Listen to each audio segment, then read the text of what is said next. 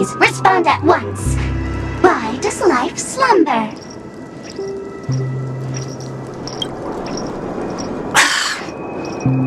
Because people are afraid to wake up from the dream. Perfect! Identity confirmed. Welcome, Agent Mech Tycoon. Please proceed to the next rendezvous point. Our people will be waiting for you there. Is this really necessary? Gotta stay in character. Follow the instructions, Mech Tycoon.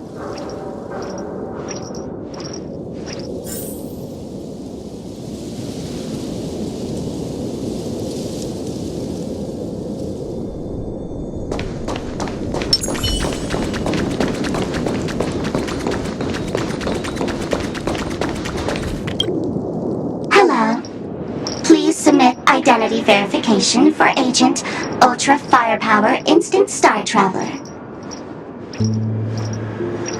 Who? Mech Tycoon wasn't cool enough, so Miss Sparkle went ahead and changed it. Masked fool! You shouldn't be here. Well, someone's been kept in the dark this whole time, completely oblivious to their real body standing right in front of them.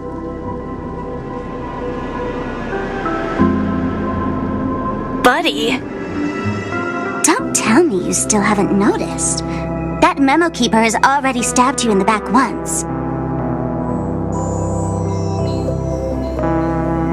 No way. Silverwolf never mentioned me. But she's the one who invited me to team up. The family's omnipotence in this sweet dream, that was my intel. Now you all are going back on your word. Your intel? With Kafka's spirit whisper, my cognition shouldn't be susceptible to distortion. Could things be different now that I'm in a dream?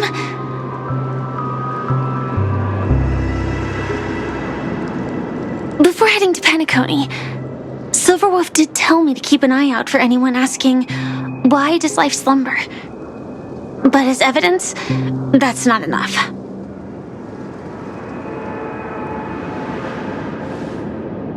Oh, really? Then what if you were to die 3 times in the sweet dream? Then why is this the first time we're comparing notes? What else could I do? As a fool, how could I ever catch up to a memo keeper in a dream? Every single time, just when I was about to reach you, poof, she'd vanish with you. Who exactly is Constance? She works for the Dream Master, but she definitely has her own agendas. She secretly made a deal with me.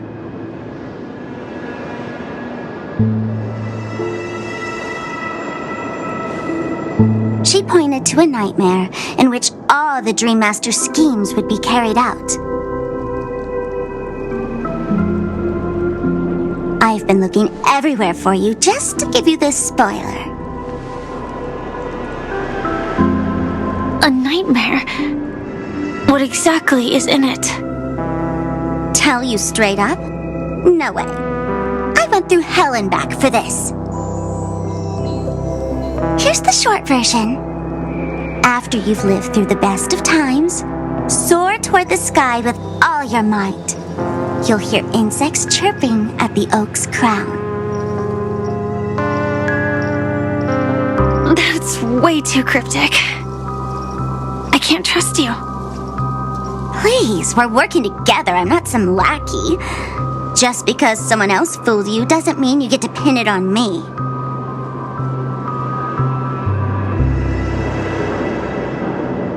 You're back sooner than I thought. Any results? Yes. And now, it's up to us to forge ahead. Sorry, I'll catch you later. But thanks. At least you brought good news. Which part was good news? The best of times. And now, the Dream Master's plan begins to turn like clockwork, and so too does destiny. What does the Dream Master gain from recreating the swarm disaster?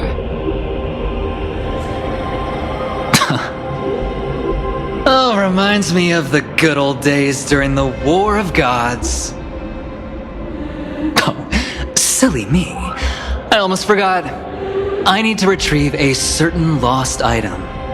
Otherwise, there's a lady who won't be too pleased. Sorry, but I need to get going. Sorry, but you're not going anywhere. This is the land chosen by Gopher Wood to meet disaster. But he doesn't want the swarm to truly surge forth and devour the world. The swarm disaster will be trapped here, and so will you in your weakened state. Unless a kind memo keeper lends a helping hand, right? But I can't find a reason. So far, there hasn't been a single case of one of the 10 Stonehearts being killed. It's driving me crazy with curiosity.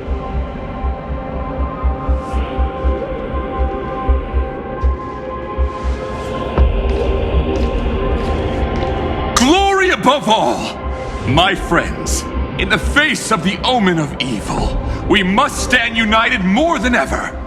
Allow me to prove our resolve with my spear and pierce through this darkness. Whose backup is this? Pardon my late introduction. I am Argenti, of the Knights of Beauty, traversing this cosmos to eradicate all that is unsightly in this world. In the name of beauty, the one and only has brought me to this place. Perhaps it is destiny's guidance that led me here. In this dreamscape tainted by the propagation, I shall uphold the name of beauty and clear the path for all of you.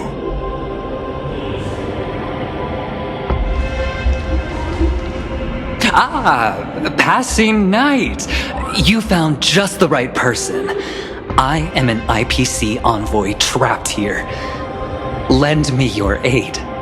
For Adrilla the Beauty is the most peerless beauty of them all. Someone's a quick learner. Nothing else to say. This is far too much of a coincidence.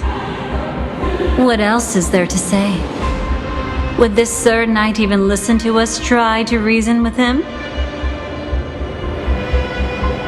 That's the fascinating thing about destiny. Some people are just born lucky. Let them be. We should get moving now.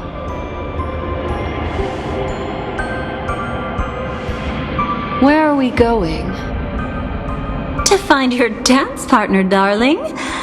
By an unexpected turn of events, the Dream Master's plan is about to come to fruition. And to deal with him, we'll need an emanator to step in.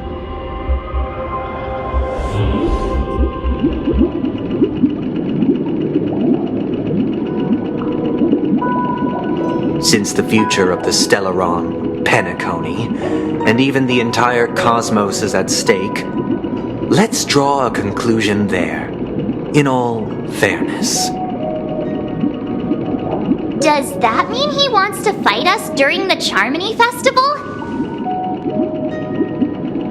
I'm afraid so. Anyway, we can't leave the Stellaron unchecked. This is about trailblazing a bright future for Penacony, and fulfilling the long-cherished wishes of Mikhail and our other predecessors.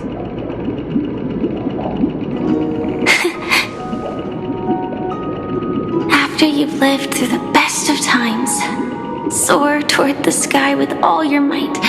You'll hear insects chirping at the oak's crown. It's all over now.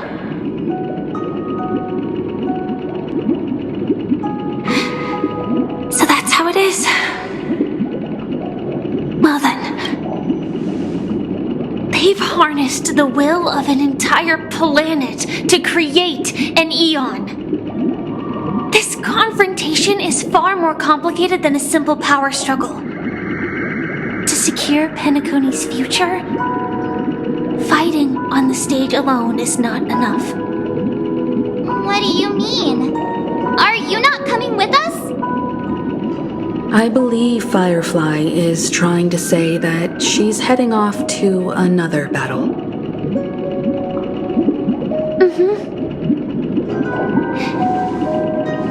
Before I left, the Destiny Slave told me that this journey would bring unforgettable rewards. Even though the script he gave me only had a few lines, I couldn't ignore them. Because one of the lines said, "I'll experience death 3 times in the land of the dreams." 3 times? This can't be serious, right? The first time was a painful death when I was stabbed by the Blade of Dormancy, which led to all subsequent events. The script will always come true, but in a way that will only be revealed when that page is turned. But the death granted to me by the planet of festivities was merciful enough. For my first death, I chose how it would come and what it would change. For the next 2, I want to try my best to achieve the same outcome. Have you made up your mind, Firefly? Yes. Otherwise, I wouldn't be here. Thank you again for your assistance for the Astral Express. May we meet again, in reality. Yeah. Farewell, everyone. May your trailblazing expedition never end.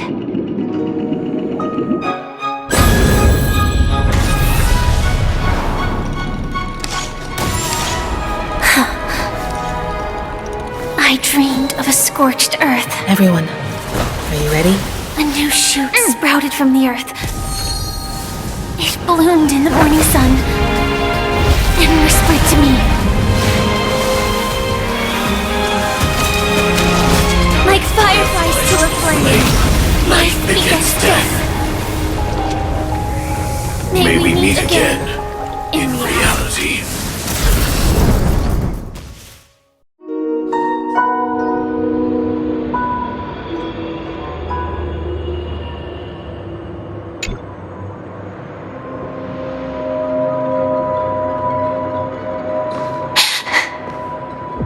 Is this the place where the Dream Master executes all his schemes?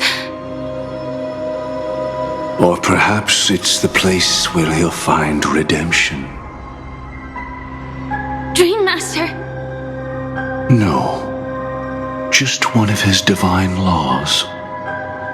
Don't think I'll let my guard down. I know your true nature. Whatever your goal is, I will stop you. No need to be so tense, Miss Firefly. I am but a thought formed from memory. Feel free to strike me if you wish to verify this. But his actions aren't baseless. There's a reason for my presence here. Please continue. Thank you for your openness. I'm equally unaware of the Dream Master's malicious plans. But he's been waiting for your arrival. That Glamoth Knight he killed with his own hands, through me. He hopes to restore justice for her. And you, her friend, are meant to witness it. Justice? Indeed. I'm quite familiar with this place and can guide you. This has its own significance for you, too. Witnessing his confession is tantamount to unveiling his crimes. I don't need need your guidance to get this done. But you need someone to decipher the truth.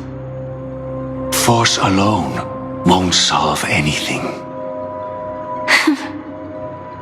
It's not like you'll stop here if I refuse. Lead the way. But I'll be keeping my eye on you. What is this place? Oak Manor. Once part of the Dewlight Pavilion. Before becoming the Dream Master, he used to hold family councils here. But it's been abandoned for years now, sinking into the primordial memory zone. Firefly Type 4, activate! Eternal. Attack! Until everything burns to ashes!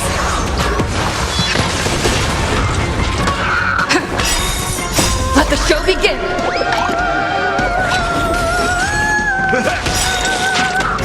My friends, indulge yourselves! All will be swept away by the wind. Set the seas ablaze!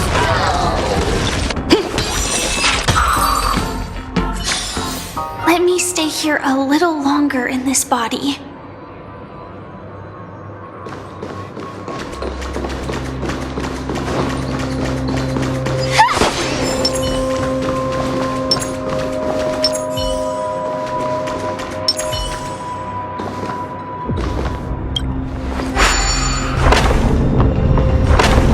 Is that... I'm afraid it's... pain.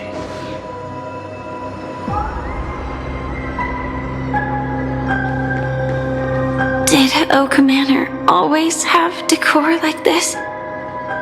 After taking over the sweet dream, he never turned away any sincere dream seekers, even if they were shady characters. Walking along the harmony, he firmly believed that even villains could be transformed by sheep-based benevolence to show mercy, act with justice, and walk with humility. It seems his wishes didn't come true. Indeed, those villains never learned their lesson. They even conspired with one another, foolishly attempting to establish their own family lineage. Such arrogance. They went as far as sending a messenger across the vast cosmos to seek permission from the main family. In the end, they only brought shame upon themselves. And then there was a revolt. Fortunately, his heart was already aligned with the Oak family, allowing him to survive by sheer luck. Though he could never leave the sweet dream again. Soon after, the manor was decorated this way. Was he trying to warn himself? If your beliefs lead you down a path of plight, why stubbornly cling to them? That's exactly what I'm getting at. At least now, I can understand those feelings. And I think I've come to understand why I exist here. At that moment, Gopher Wood stood at a crossroads, pondering whether the harmony was still the right path. But my fragmented memories have not yet revealed where this would ultimately lead. Since he was about to commit a great evil, perhaps the Dream Master who left behind these laws was hoping I would choose a different path. But it's too late to change anything now. Not necessarily. We might as well keep moving forward. Good intentions are always the final creation of evil deeds. for they know they must be stopped. And his past choices will reveal his schemes to us.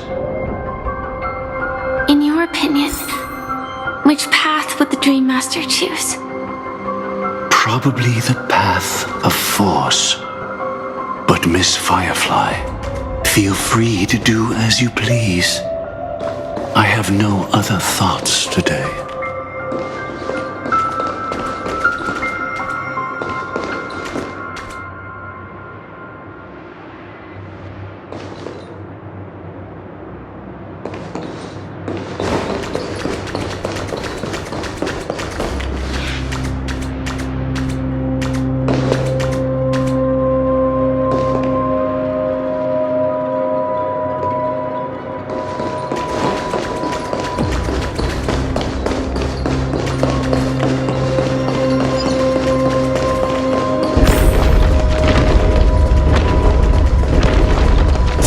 Not taken can never be retraced. Even in dreams, this truth remains.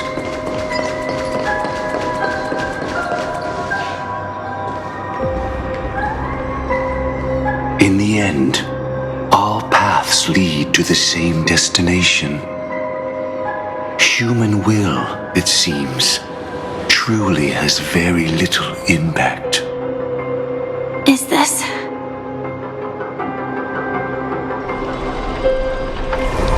The manifestation of Nanook and the fall of the Eternal Centurion. Such news has shaken the universe, and I've long since known about it. So why would a messenger of the main family take the trouble to visit this frontier? Just so you know, I'm here to deliver punishment, and you're the guilty one. I barely escaped death, and I still can't reveal my true form. Tell me, why have I been branded a criminal upon returning to this place? You've already confessed to your crimes. The family doesn't tolerate incompetence, even from a branch leader on the frontier. Not only did this one fail to quell the situation, he was even murdered. If it weren't for Nanook's manifestation, the Eternal Centurion would have descended upon Penacony to eliminate these villains. But you survived by sheer luck, and I set out for this very reason. You must settle this matter yourself and reclaim your lost respect. Not for yourself, but for the family. To survive, but without the power to do anything. Therefore, your crime shall be punished with a blessing. I shall bestow upon you another crime. Its evil reaches even the heavens, and once known, the name Gopher Wood will lose all meaning. You will be alive in body, but dead in spirit. I know my sins. Please bestow your punishment. Here and now? That's not possible. Before I lead you to that honeyed fountain, I shall tune you so that you can no longer speak out. People believe it to be a creation of the destruction, for it always arrives coupled with calamity. I shall clear the shadows before your eyes, so that you may once again behold that almighty force that giveth and taketh, and worship the mercy bestowed by the triple face.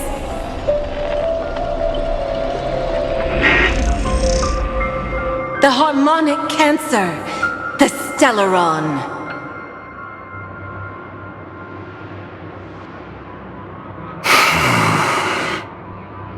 Did the Dream Master already know back then that the Stellaron was actually a creation of the Path of Harmony? Was he forced to manipulate the Stellaron under the family's orders? I'd like to defend him, But calling it forced would be self-deception. He claimed he was powerless, not that Shipe taught us we shouldn't do this. Whatever the family's true face may be, right now, Gopher Wood is no longer a follower of the Harmony. What if you were the one standing there? Perhaps I too would betray the Harmony.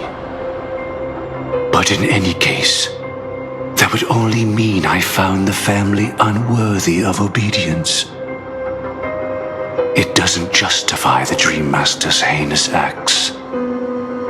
Miss Firefly, have you ever pondered over destiny? I often wonder if we could face our past decisions again, would we really make different choices?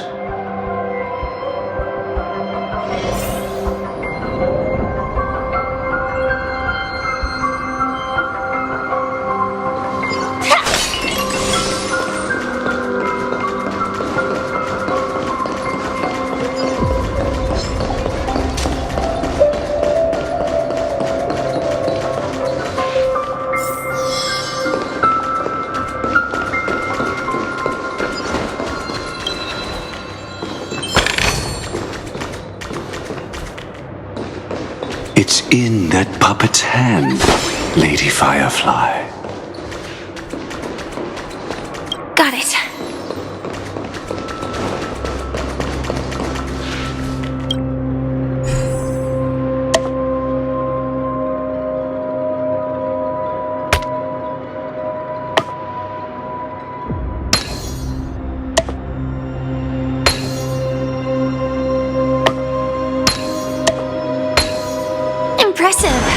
Impeccable precision. Rest in peace now, old friend. Mikhail, was it you who killed him? Is that what you think of the Dream Master? Someone so unforgivably evil? He was once the Dream Master's closest friend, but they ultimately parted ways due to their differences over the sweet dream. Mikhail once gave the Dream Master a wristwatch, and even though it's broken now, he still treasures it to this day. I came for a confession, old friend. I wonder, what did death feel like to you? I died once, yet returned to the mortal realm. If you were as fortunate as I was, would we still walk different paths? In my eyes, you can still hold on to hope precisely because you've never faced inevitable death.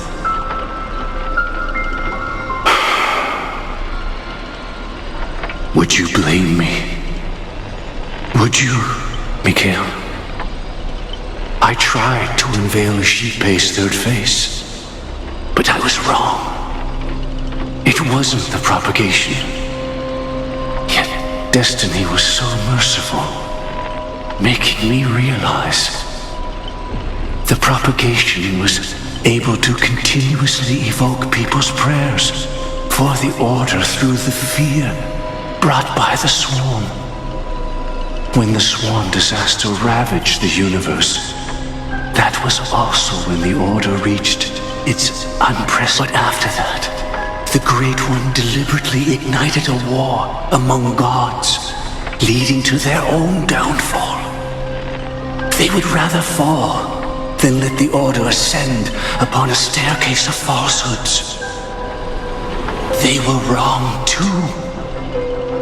The Great One wished to restore justice to the mortal world. But what people prayed for wasn't justice. It was freedom from fear. Will you forgive me? Will you, Mikhail? I shall commit an act of transgression. mending the errors of the gods. I will restore the missing hand to the celestial clock and show mankind death. I know my sins. They are ever before me. But I shall never repent. Using the propagation to lay the foundation for an eternal paradise. So what he meant was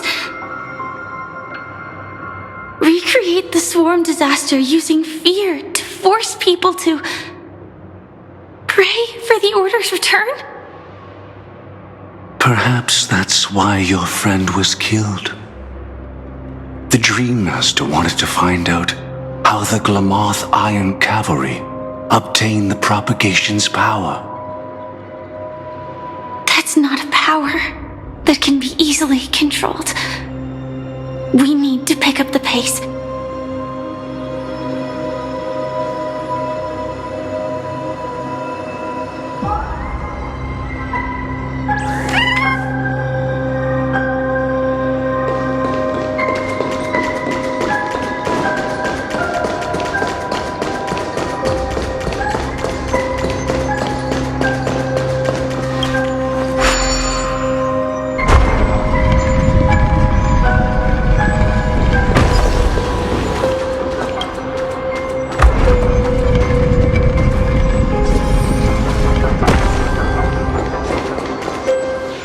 Past this point lies the Grand Hall at the end of Oak Manor.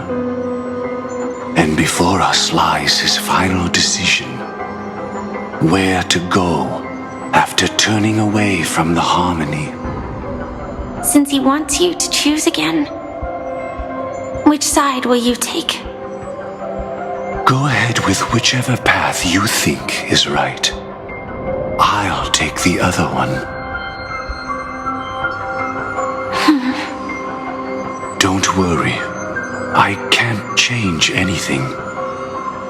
Even if I have a sudden awakening, it would only give the Dream Master peace of mind.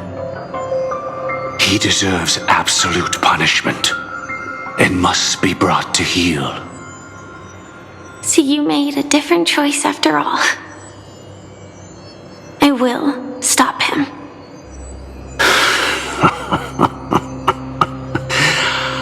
I hope everything goes well. This is goodbye then.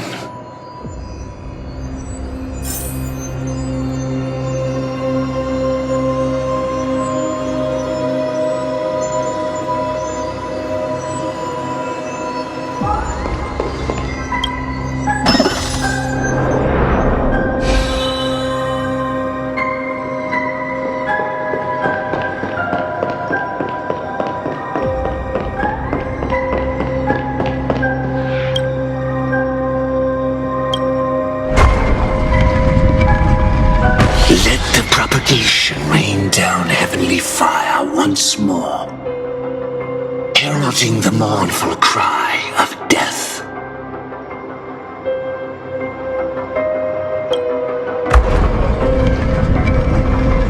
Let the Harmony's lies be exposed in an instant, revealed by the piercing blade of truth.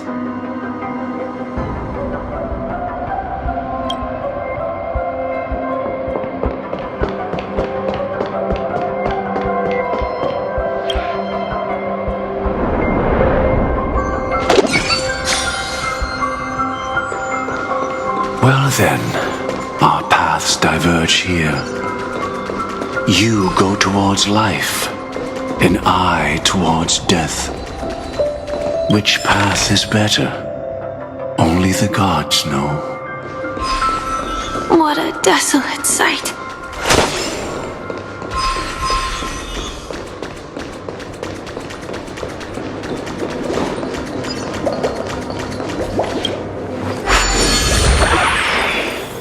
Nothing seems out of place. Did I pick the wrong one?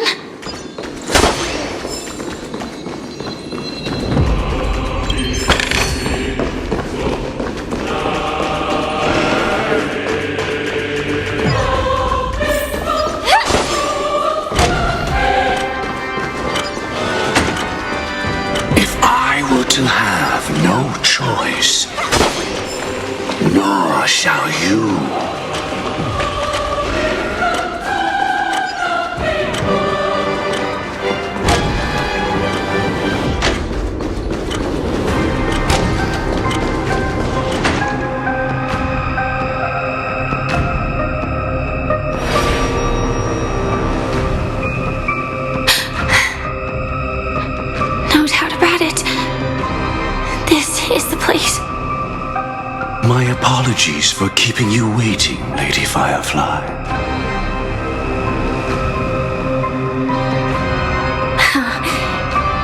It's you. It seems the other path leads here too.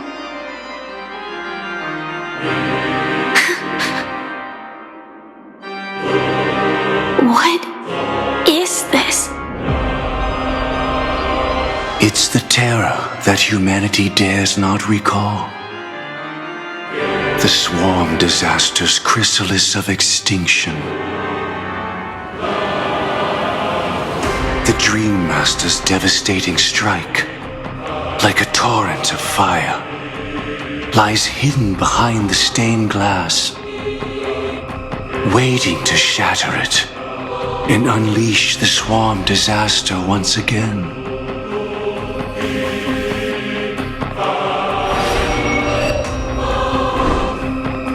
How did the Dream Master become this powerful? We need to stop him. Or maybe stop me. As expected. I shall end this matter on his behalf.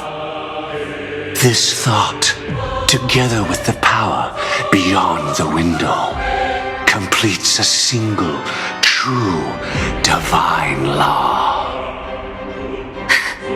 Divine law?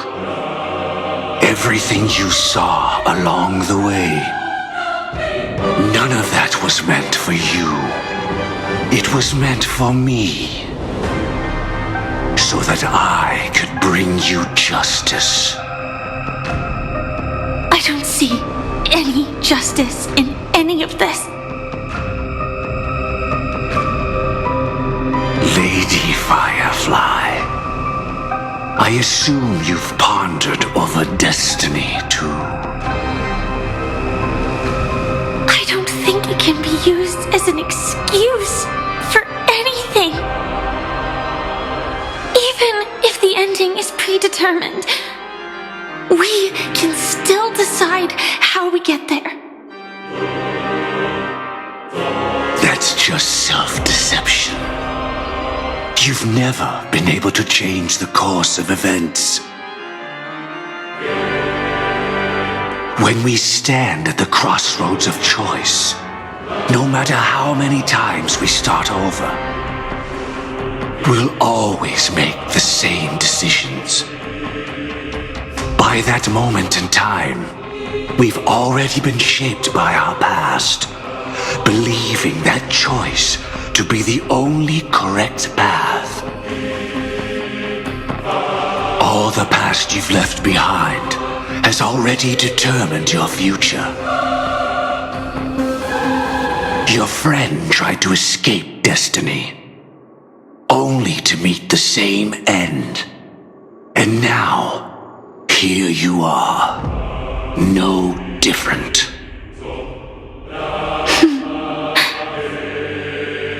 But the person you met today is someone who has rewritten their destiny. Well then, I'll offer you my sympathy, Hunter. As far as I know, there's only one way to rewrite destiny. Give up your true desires and stop walking your own path. In doing so, your destiny will indeed change, and you may even sway the course of the world. But from that moment on, you will have killed yourself, alive in body, but dead in spirit. This is the price we're willing to pay to defy destiny. Not everyone chooses to surrender with their hands up. Everyone has the power to see the world as it is, and to bear that weight. This is the true meaning of sacrifice. I admire your resolve. Since you don't mind sacrifice, that's enough talk. Stand down, Hunter. You can't stop that strike. I won't let you get away with this. Oh, really? How did the Harmony succeed in spreading its cancer across the universe, then?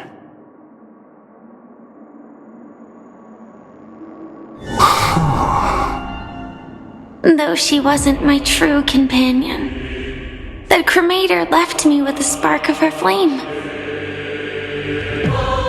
I never trusted you. During our journey together, I planted it on you.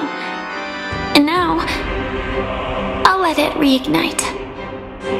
It can burn away a thread of thought with ease. Impressive. But do you really think you can get ahead of me? If I can't, I still won't run away. If that strike is inevitable, I'll be the only one who dies in this nightmare. Your courage shines like pure gold. Even so, paradise shall fall into this world of sorrow, and once dawn breaks, it will shatter in the light of day. How could anything golden abide in glory forever? Come forth and present yourself, last heir of the Empire. I permit you to unveil the true face of order. I permit you, with mortal hands, to bring forth the Great One. The swarm will again devour all things, and fill the hearts of the lost with terror. Someone must cast down rage in their stead. All that lives will one day die. Even so, I will still do as I've always done, and pray that I can stay alive. I can do it. Right? But death will come because you, out of all people, are the foremost in seeking life.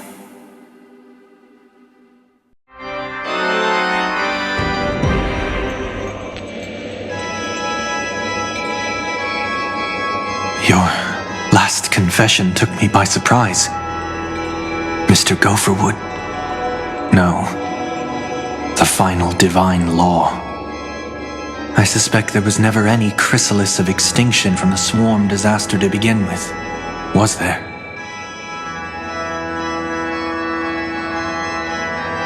What exists in Oak Manor is nothing but a disguise. The only thing hidden within is a Stellaron.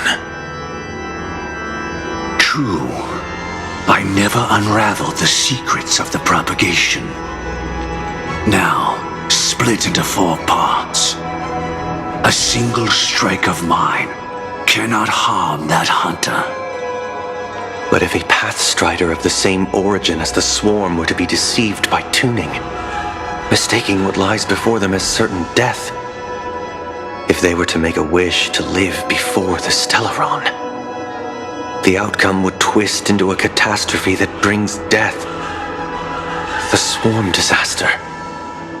Her life shall beget death, and that death shall beget life unto this world. But why are you so certain that nothing will go wrong? I've already glimpsed the secrets of the Stellaron, and I have no need for certainty here. Even if she never entered the game, that strike would still fall at the appointed time, causing the Stellaron to shatter. The Dreamers will learn that the power to destroy their own lives comes from the Harmony, but that it is ultimately the worst option. should know that I won't agree with this. Too late, child. The hands of time have struck midnight. Look up at the stars. Do you know why they are so cruel? That reason shall be the final divine law. And with this, we entrust everything into your hands. Because the stars belong to everyone, they have never belonged to anyone. If you love everyone, then you love no one.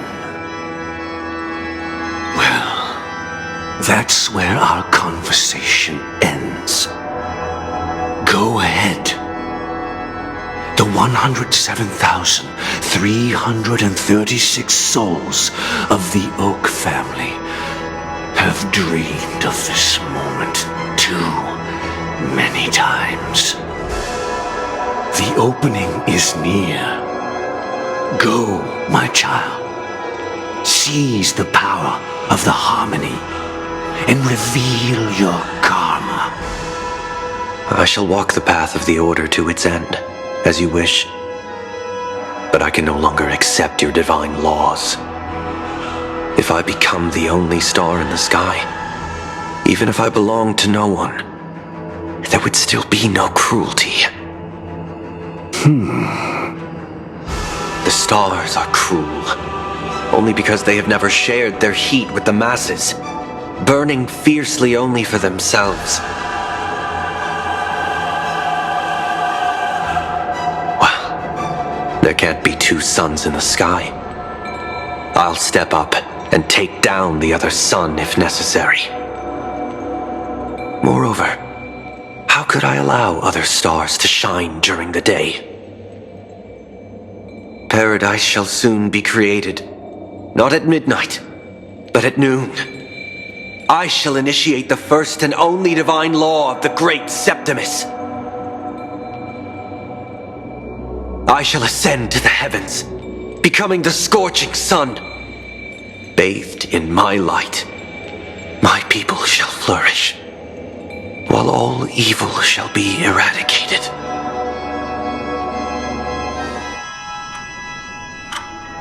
Very well, child. Do what you must. Perhaps I was never without choice, merely too entangled with the fear of losing, never knowing what was possible if I chose to act. I should become a watchmaker too. The harmony I seek has but one note, repeating endlessly, never falling out of tune. Life, too, has its time. We did it. He faded first, causing our power to lose control.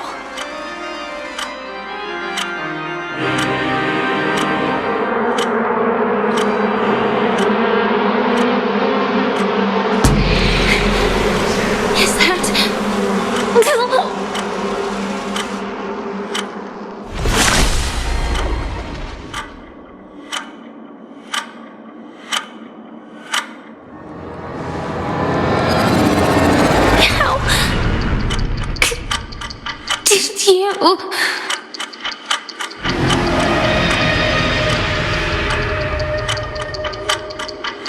Death comes for us all, eventually.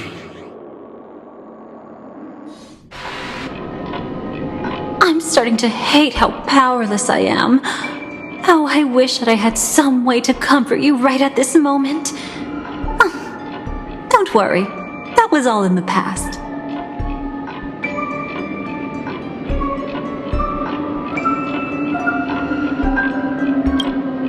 She had almost reached her demise, yet she survived. Her second death hadn't come yet. It would be upon her soon.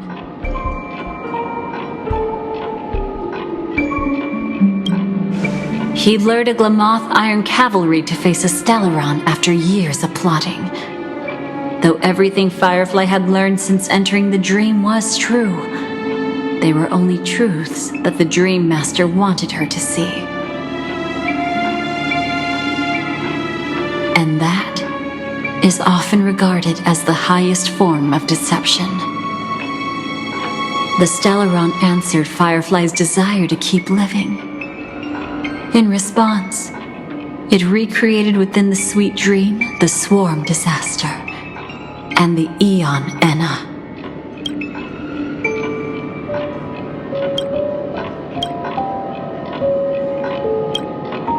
It was confined within the dream. Even a Stellaron could not truly revive the Swarm disaster. The Dream Master's actions could only evoke fear in those already dreaming. Yet this swarm was frighteningly real when you consider the next steps of his plan. Enna's dream had enveloped the entire star system, which meant the swarm disaster would gradually become indistinguishable from reality. The propagation would awaken the most primal fears in all dreamers. Through their cries, the path of order would be sustained, until the entire cosmos drowned in a singular dream.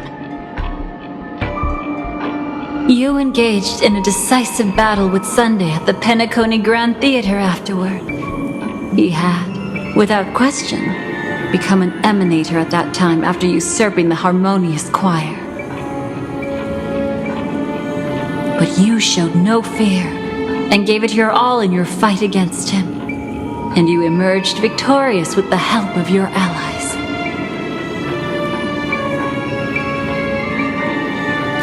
Yet that battle, the setbacks, the victory, was just an illusion woven by Sunday.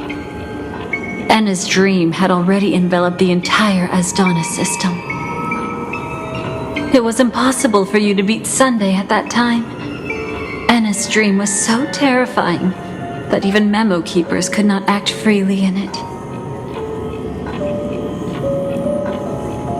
Fortunately, we sought out Acheron first, and she lent us a helping hand. That allowed us to take action and try waking people one by one. Indeed, don't forget that, even within the sweet dream, there were still many people yearning, striving, and pushing forward with all their might. At that moment, you too would face a similar deathmatch. Being woken up by Black Swan was a watershed moment. Due to the existence of Enna's dream, your memories from that point onward can no longer be viewed from the same perspective as before.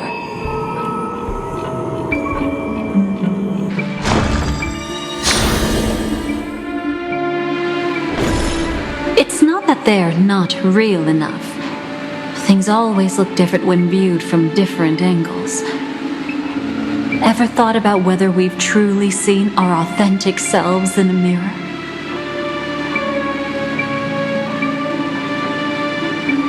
And from that moment forth, I would also no longer be able to help you.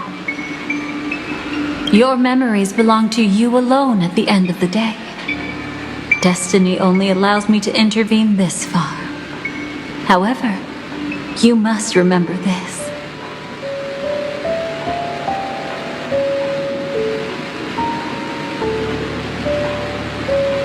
How your memories manifest is ultimately up to you.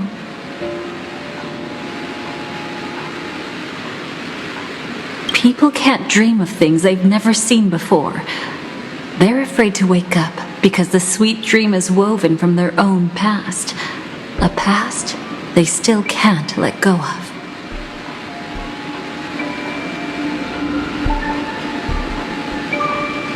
It's just like your actions at this very moment. Only by embracing the past can you find the strength to walk towards the future.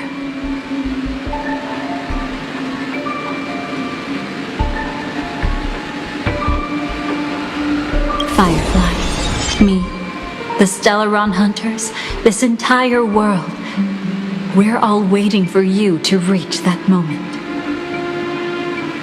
I can hardly tell if this is nervousness or excitement. You are different, unique, and worth waiting for.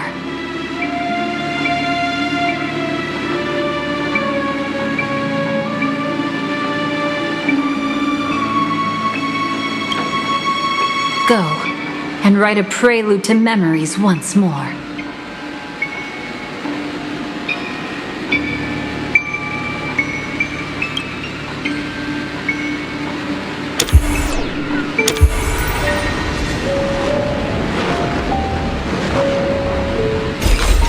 From within the ashes of time, you must reignite destiny.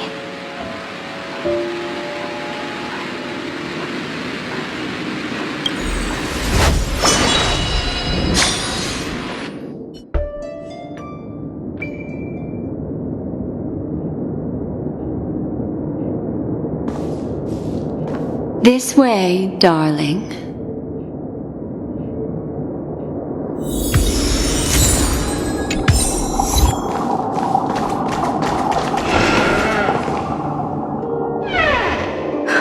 Not another one.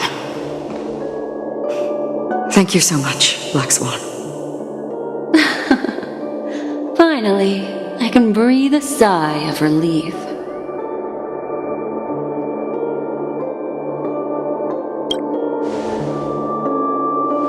I understand you must be confused, and will do our best to shed light on the situation. However, before that, it's essential to know that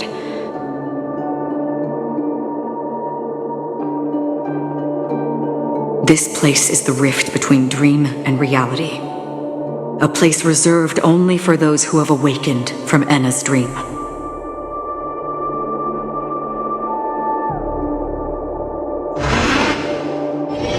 Do you remember Sunday's ambitious plan? He intended to harness the power of the Stellaron, the collective will of over 100,000 Oak family members, and the desires of everyone in Penacony to usurp the harmony and restore the order. Unfortunately, it didn't stop there. From the early days of our journey into Asdana, we were already affected by the Stellaron. That strange dreamscape where we met.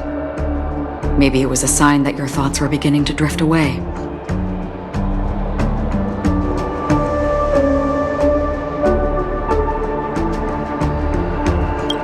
I don't think the goal of the Order was to put everyone into a deep sleep. Quite the contrary. They used the Stellaron to catalyze the leakage of Asdana's Memoria into the material world, allowing the dreamscape to blend with reality. People think they are awake, but their spirits have long since stepped into the Temple of Order. This is what makes Enna's dream so powerful. In this paradise governed by the Order, everyone indulges in their delightful dreams and lives happily ever after. I believe what you experienced in the sweet dream, except for that flaw, was real. Only in this way could you reach the destination, lifting the crisis in Penacony and embarking on your next trailblazing expedition. If it wasn't for Acheron's plan, we might have been trapped in this dream forever. Well, I'm not as fortunate as she is.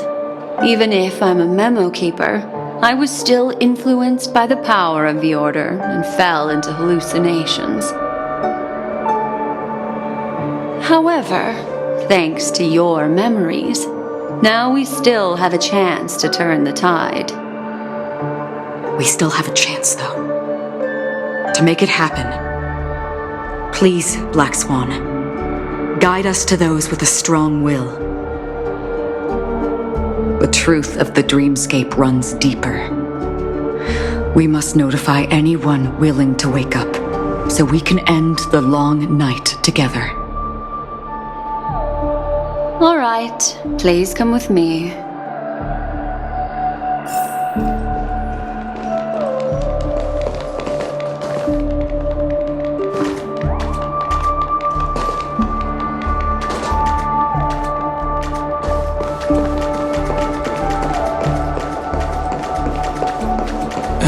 Stay calm.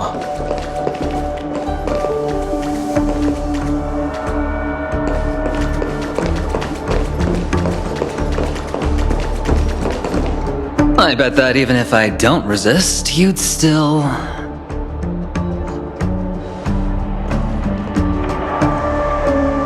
Time to get down to business, cowboy. You okay?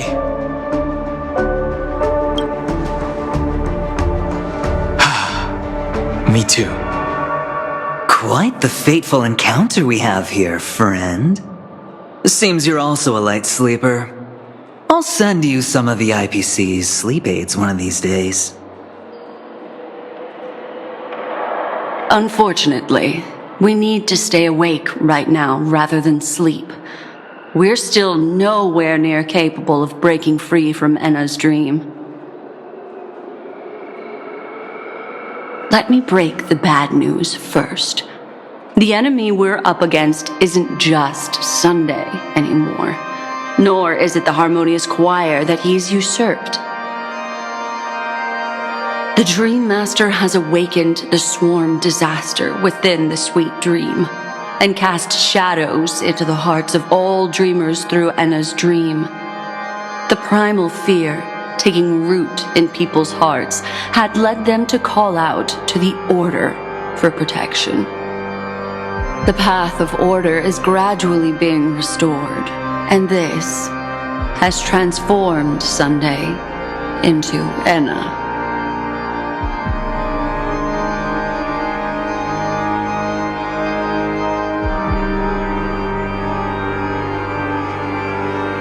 Specifically, he's just one step away from becoming an Eon.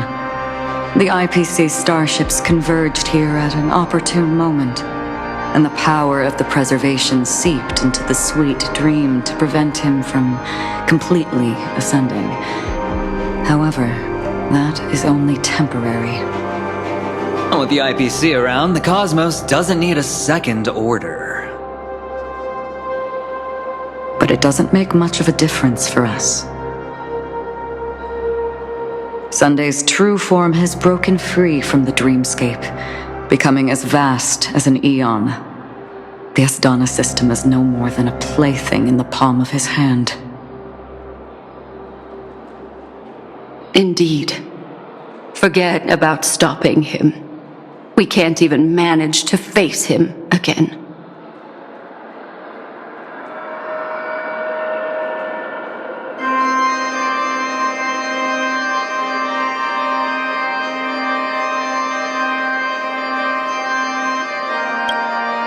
The key still lies in Enna's dream. Fear and sweet dreams. He relies on these two lies to gather the dreamers' shared wishes. He's still just a false god who barely managed to ascend. If we can wake people up and break Enna's dream, Sunday's divinity will fall with it. But the current sweet dream is extremely complex. Miss Black Swan, could you please explain the rest of it? My memory isn't the best, after all.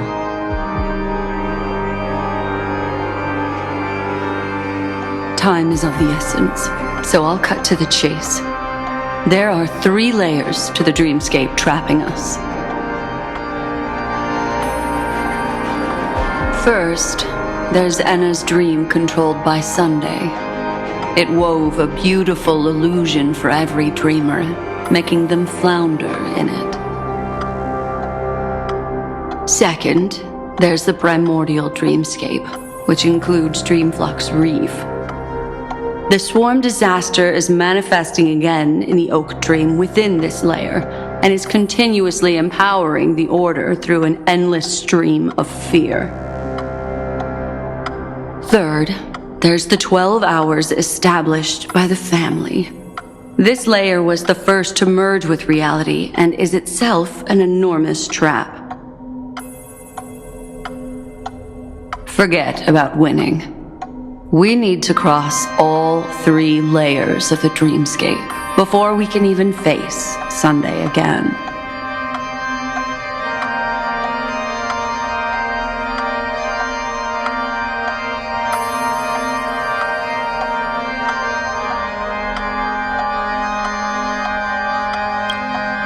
Unfortunately, we're still in the first layer, which is Enna's dream. Although we've regained our sense of self, we're still dreaming. We've only managed to connect our individual dreamscapes, but have not escaped. To destroy it, we must make everyone in Penacony want to wake up from their dreams.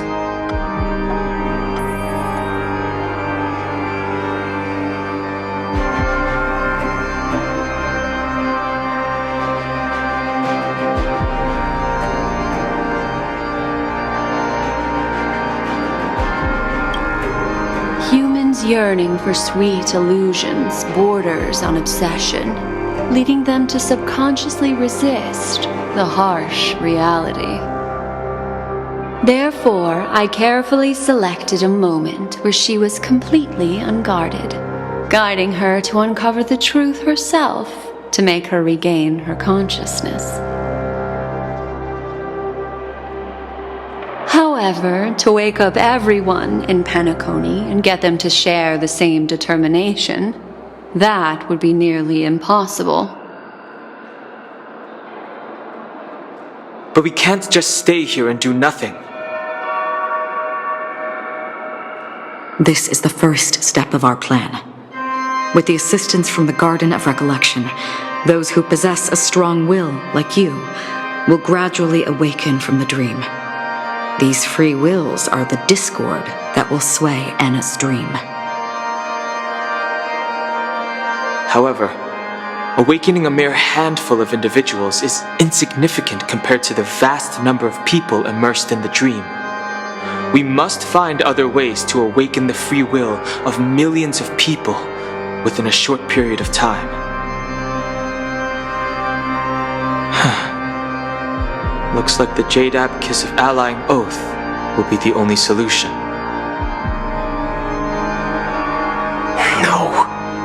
No need for that.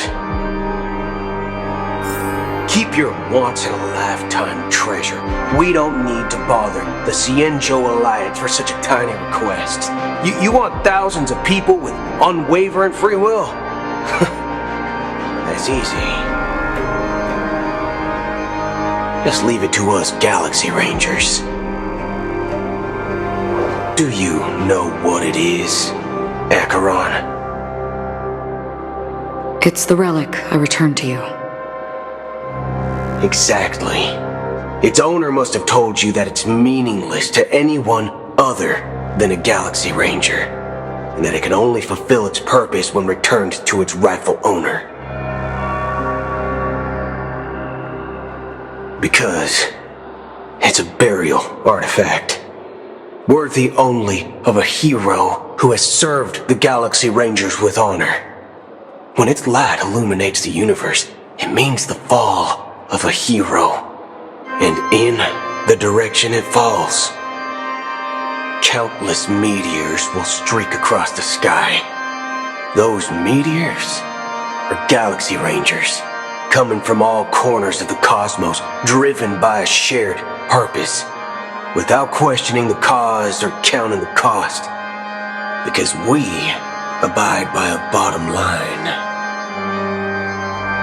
The shooting stars of the hunt only descend on the longest night, and with them comes the dawn. We've stayed silent for far too long. Now, it's time to remind all the cowards, oppressors, and villains of the universe of our presence. I'll be the one to ignite the first spark. This should be enough to delay his ascension to godhood. As for the foundation of Enna's dream, it would take an immense power to shake it in an instant. I think that shouldn't be too hard. So, you're the key in the end, I assume? Even if it is just a counterfeit god, we'll need an emanator to step in. Perhaps it's not about being an emanator. This is a different collective wish. I will do everything in my power to strike down that evil god for you all. What about the other two dreamscape layers? There's nothing we can do about them. Unlike our current gathering, the dissipation of Anna's dream will take time, which will draw Sunday's attention. Exactly. Once we enter the next layer of the dreamscape, we'll be facing an eon's strength head on.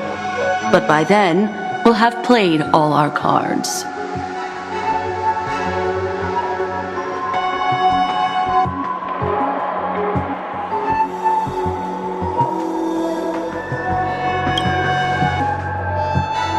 Enna's dream is no ordinary matter.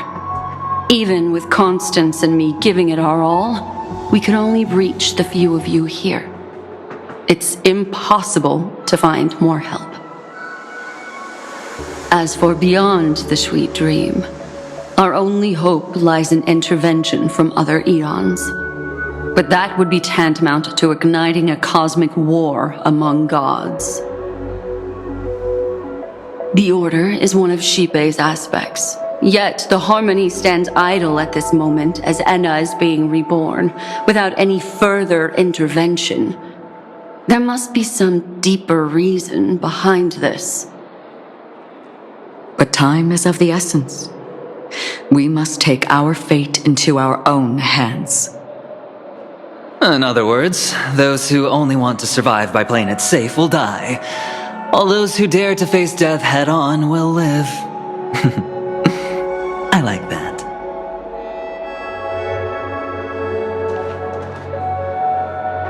Just these few people? Oh well, that'll do.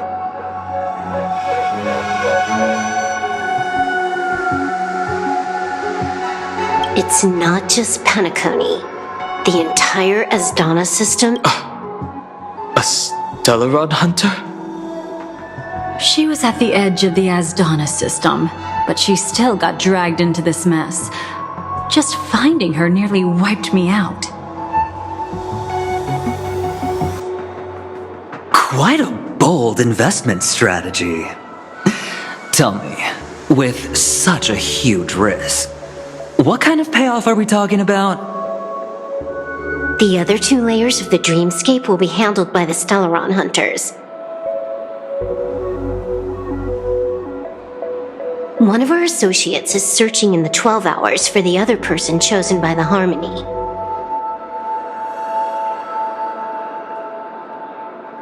Oh?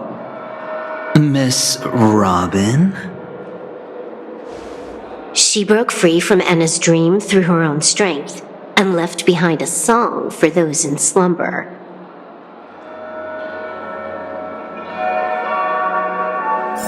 It's true that some people are born strong, and others are born weak. If the Trailblaze is the target of heroes, then the Harmony will guarantee that the strong help the weak. Only the people of Penacony themselves can be the saviors of their homeland. Their path of happiness should be forged by themselves. While I may not be a nameless, I'm willing to instill courage in all those who need it. This includes my brother as well. Anna's dream is too cruel for him and everyone else. I see. So, we were able to wake up thanks to Miss Robin's help. But the flaws rooted in human nature can't be eradicated overnight. Do you believe that these efforts alone are enough to convince everyone to choose the right path? I agree with you, Black Swan. That's why the most critical aspect of this plan is not to convince everyone to choose the right path, but to inspire them to save themselves. They'll stir up something big to help break you free from the 12 hours. As for the primordial dreamscape, Sam is standing by, just waiting for you to break free from Enna's dream.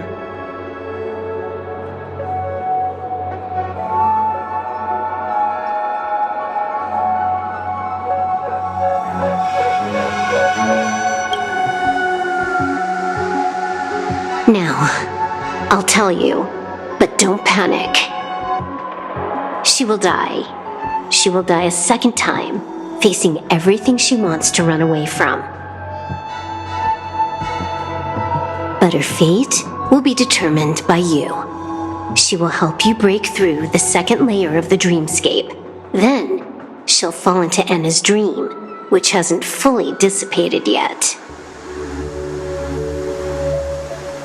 If you defeat Sunday and wake her from that dream, then her second death, too, will become nothing but an illusion.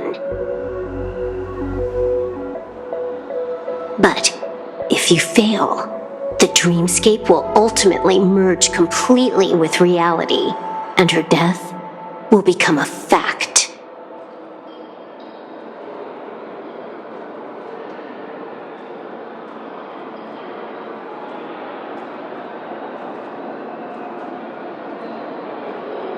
But that still doesn't solve the fundamental problem. What about Sunday? He could wipe out all our efforts with no more than a glance the moment we cross the 3 dreamscape layers. Oh, Miss Memo Keeper. It's time for a game of recall. I once said something to you lot back in the Oak Dream. So long as my trump card remains unplayed, none will dare see the hand through to the end. And now, it's time to reveal that ace. Let me point out 2 mistakes. One of them is yours. Having personally been to the heartland of the Dream Master's plans, wouldn't I have already found a way to inform the IPC? The fleet's deployment was never meant for a direct confrontation. It was to seed the preservation's heart into the dream. The other mistake was Sunday's, and it was a fatal one. He should never have confiscated my cornerstone. He should have kicked me out right from the start. That's how every gamble with me goes. The moment you sat down at my table, you've already lost. A jade-colored light still sleeps deep within the dreamscape, and it does not require the presence of its owner to unleash its powers. So what? Even the power of the 10 stone hunters. That's why I said the cosmos no longer needs a second order. The Dream Master's plan is indeed flawless. However, when faced with the terror of the swarm disaster, how is calling for the preservation any different from calling for the order? The release of the Cornerstone's powers will absorb the Dreamer's desires and offer them the preservation's promise instead, guiding them to cry out these words: all for the Amber Lord. Is this the IPC's real goal? To completely take back Penacony on a conceptual path level? What, you think I'm also trampling over others' beliefs? Sorry, but that's exactly what the IPC believes in. Don't question your own ruthlessness. All that matters is profit. The new swarm disaster will end the same way as it ended before. The hammer strike will echo throughout Asdana, seizing the Order's powers on the level of paths to launch our counterattack, leaving Sunday powerless to interfere with your actions. But a new Amber Era will not arrive because of that. Today's hammer strike is not the wrath of an eon, but humanity's battle cry of defiance. I'll hold my breath and listen for that moment. Once our plan succeeds, we can strip Sunday of his godhood, but we'll be too drained to join the battle afterward. So...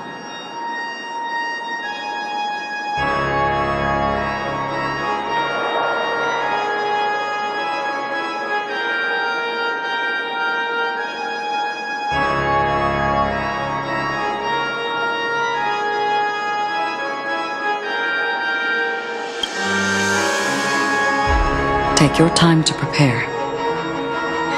Before you head out, may I have a moment alone with you? There's one more thing I need to explain to you.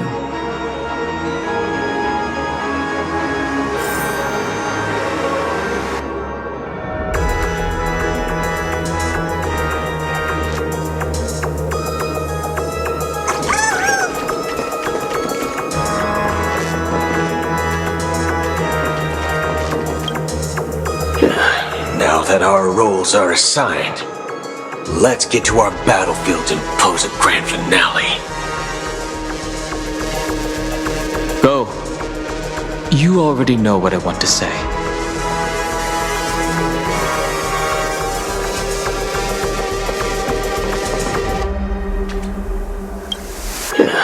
Now, go. You already know what I want to say.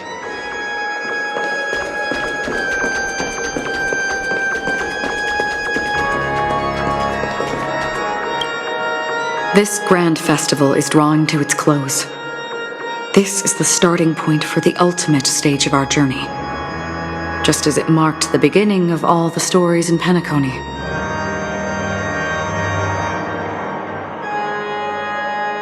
Are you ready?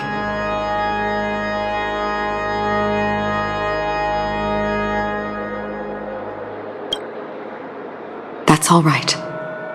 Take your time to contemplate this moment. Once you feel ready, let's step onto the final stage.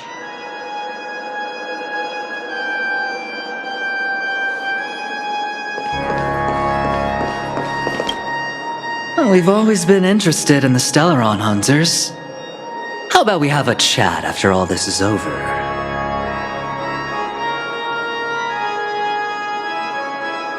A chat? You're just after my bounty, aren't you? Stay in your lane. No way, I'm just after that. If you're worried about the bounty, how about I add another billion to that number?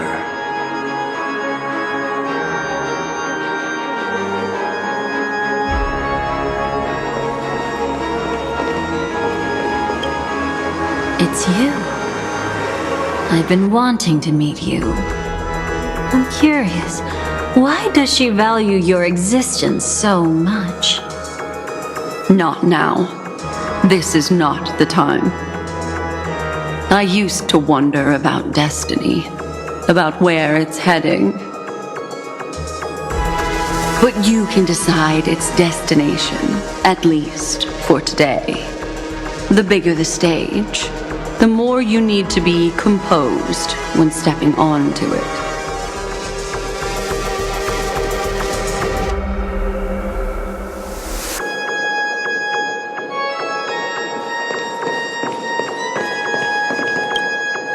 This grand festival is drawing to its close.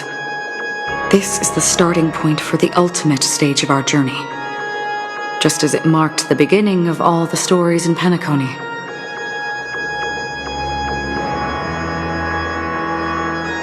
Are you ready?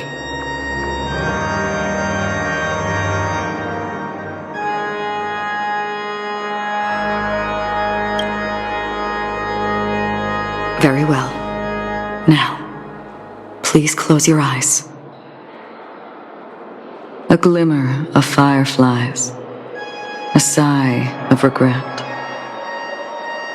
It is because life dares to slumber that they can awaken.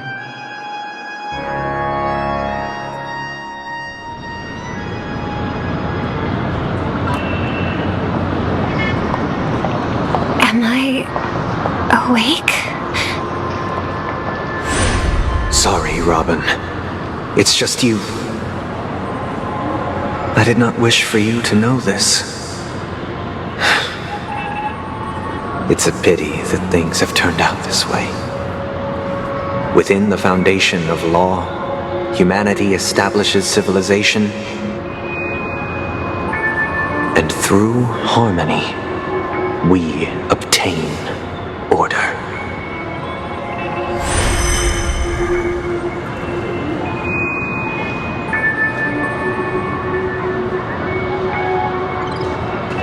My brother.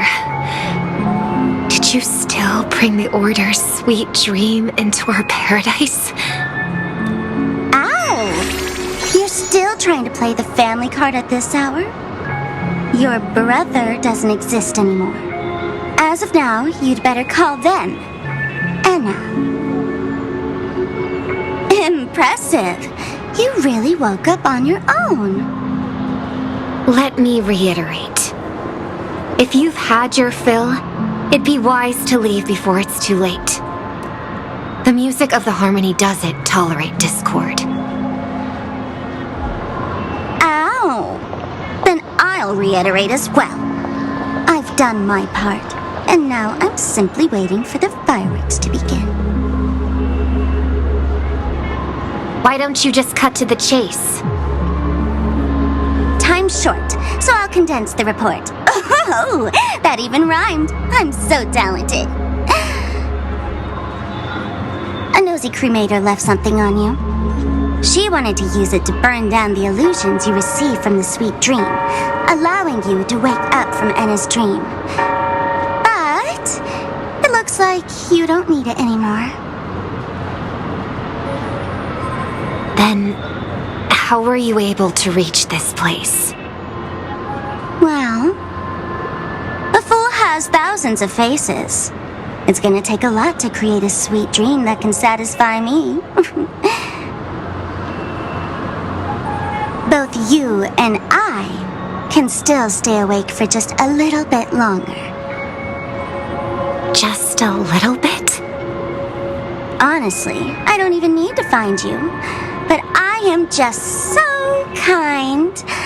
I've already killed you once to give you a chance to regain your home field advantage. You're the last festival host awake in Penacony. So, do you want to play a round of roulette? The wager will be the entire planet of festivities. Stay where you are. What are you trying to do by showing up in front of me? I want you to watch me blow up all of Penacony. Only then can everyone else launch a counterattack and wake up together. Think about it.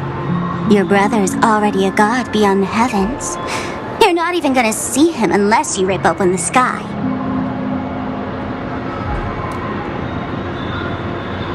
Ever heard of the trolley problem? Make your choice. Do you want everyone to go down together? Or to have Penacony make a small sacrifice? Why should I trust the words of a masked fool?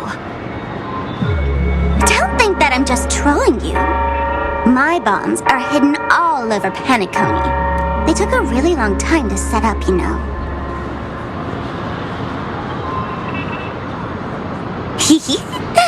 Maybe I should blow up a few to demonstrate how they look. Let me see. Which one should I choose? Stop. What's gonna happen to the dreamers once the bombs go off? They will all die. Then you know I'd never agree to it. When it's time to make a sacrifice, reality won't be giving you any choices. Or do you want to replay the old joke about the harmony treating everyone the same?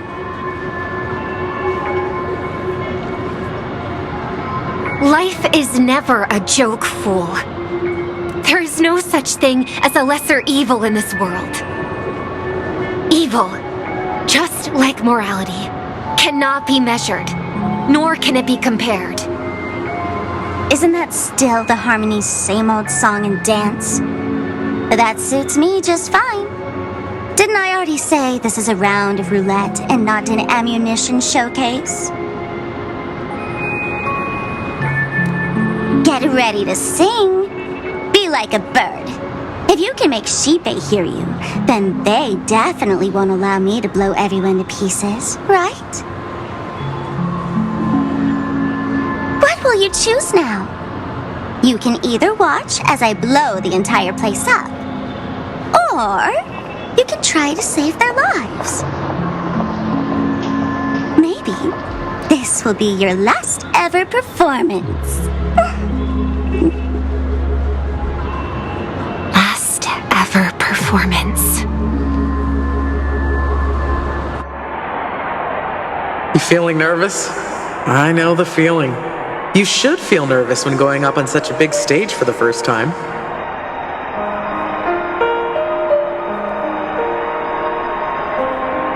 I'm okay. I just remembered something. That's all. Miss Siobhan, why do you think birds fly?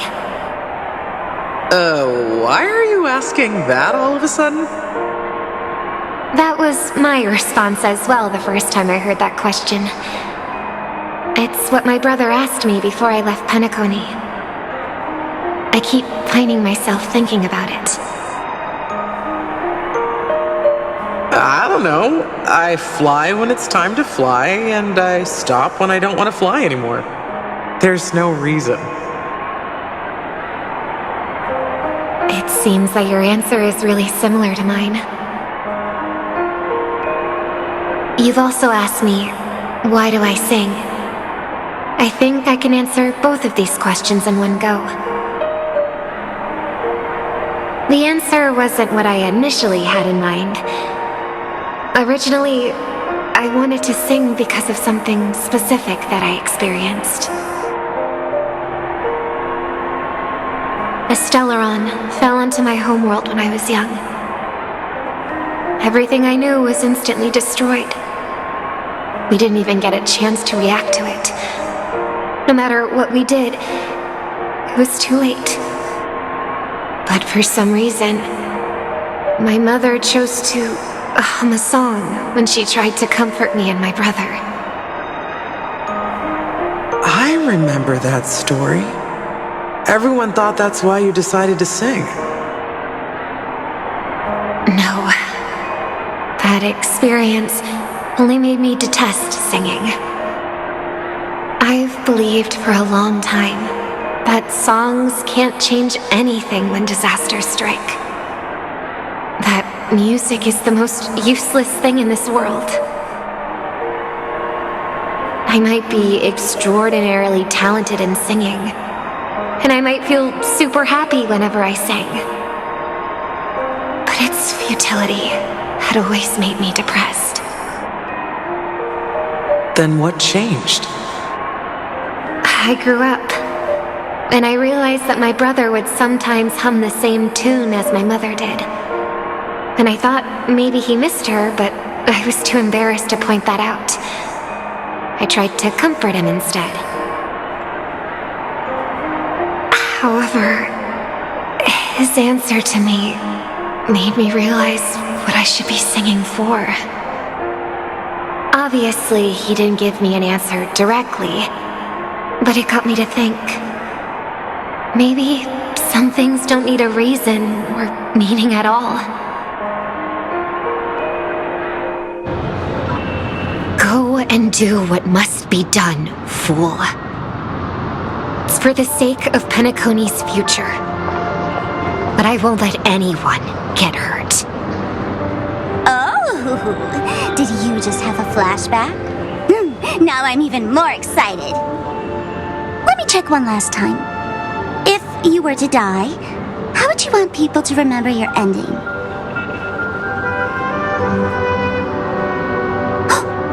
Like a bird, she lived her life, graceful and composed. Now her beak parts slightly with a sigh, as soft as falling feathers. Like it? Drop the sanctimonious mask. Singing only needs one thing, and that's sincerity.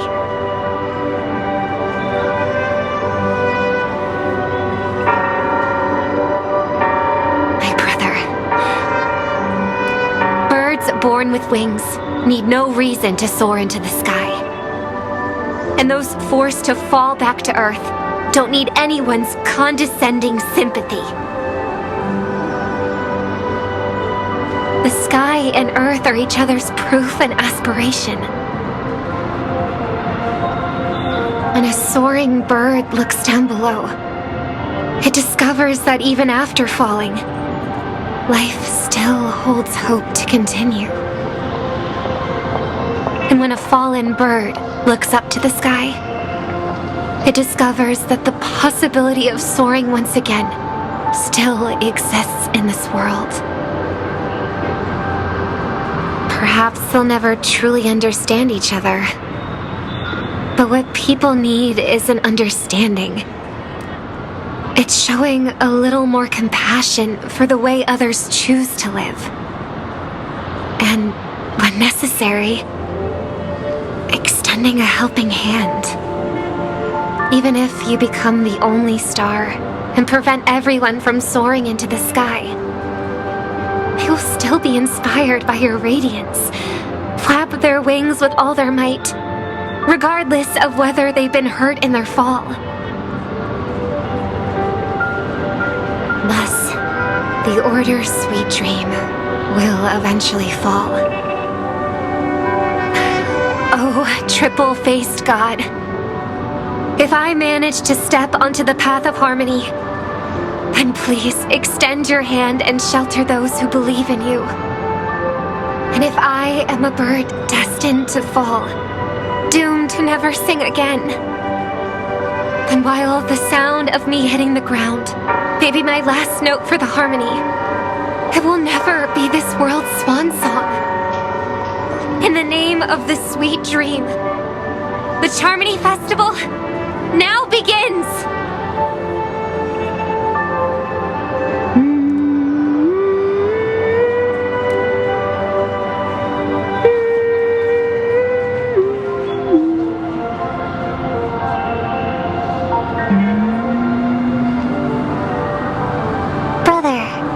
Do you miss home? Even if I do, it's too late. But you're singing the song Mom used to sing.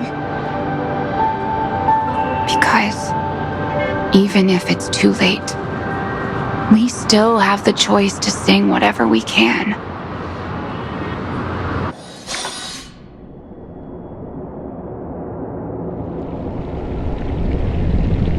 Welcome to the horizon of existence. This place is one of the thousands of manifestations belonging to the sleeping and shapeless. And it's also an exit out of the nihility for the awake ones.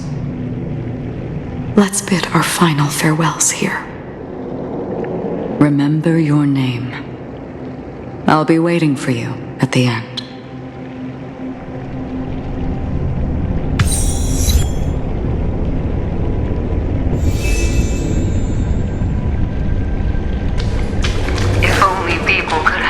I want everything this world. I hope that I'll see her again after I hope everyone can always reunite with their family. Enjoy home-cooked stew. One day, those who live will all come to understand how they need to think. May people embrace each other, and our hopes and dreams are in your hands now. Please guide them to wit. Hey, I've read the script. Why are you asking me?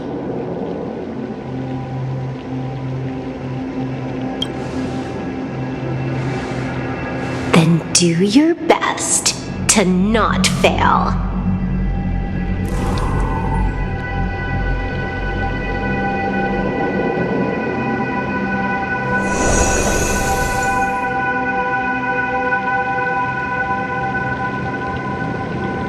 It's not the time to leave your final words yet. We all believe in you. You need to believe in us too.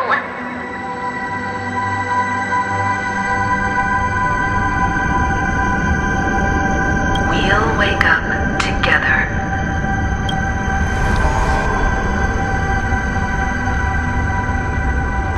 Why does life slumber? We don't know the answer yet, but we're about to awaken from this dream. Or perhaps such is the answer itself.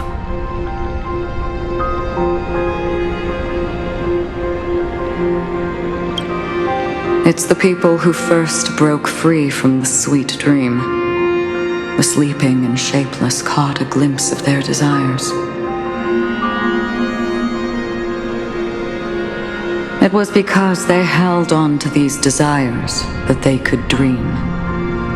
It was because these desires were never fulfilled that they could wake up.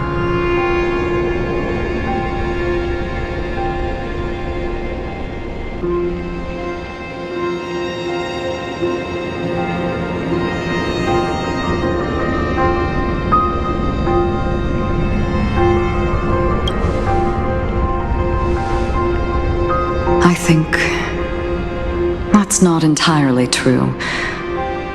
I wish people could find happiness, but I've been tainted by too much nihilism. Sometimes I can't help but think that the nihility is a proud and terrifying dream. It's brought forth not by gain or loss, but by the severing of roads, or even the loss of desire itself.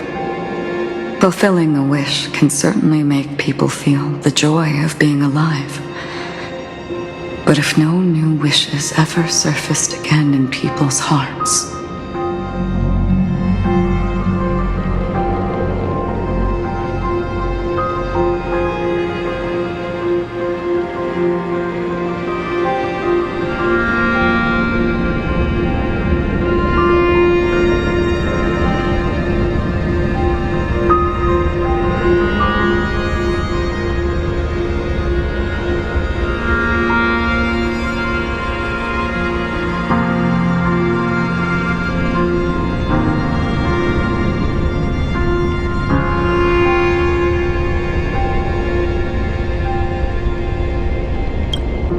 indeed, behind the shadow of the nihility, there must exist the most blazing source of light in the world.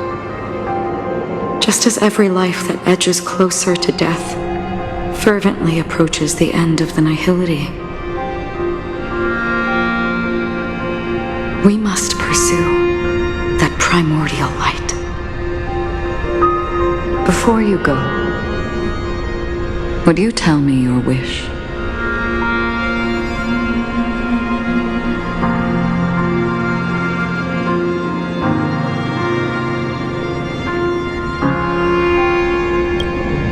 I'm glad. The answer itself doesn't matter. What matters is that you've made a decision.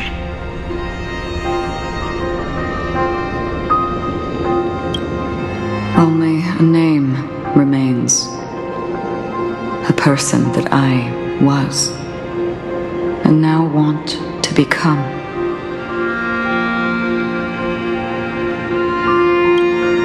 Only a name.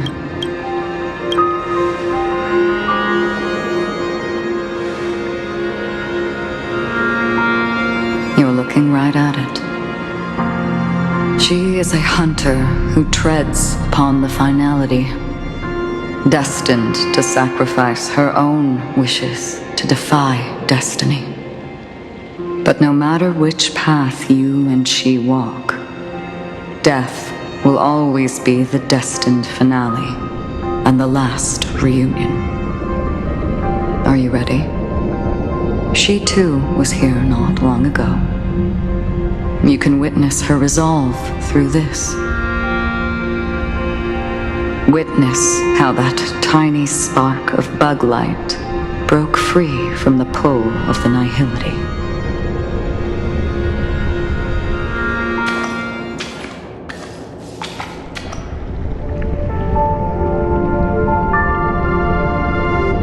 Who were you in the past? The scenery.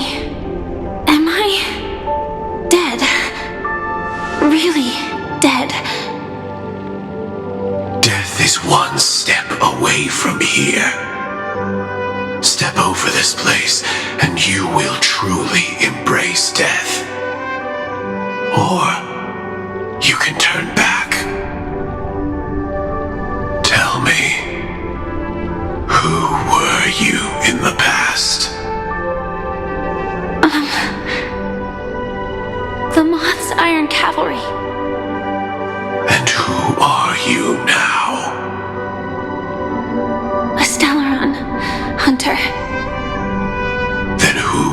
you become in the future?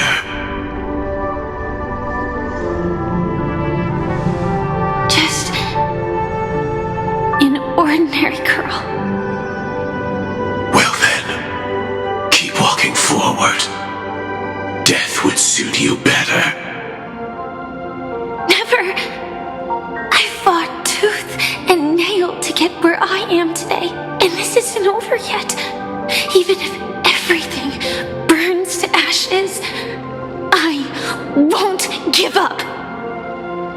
You should know that's a wish that can never come true.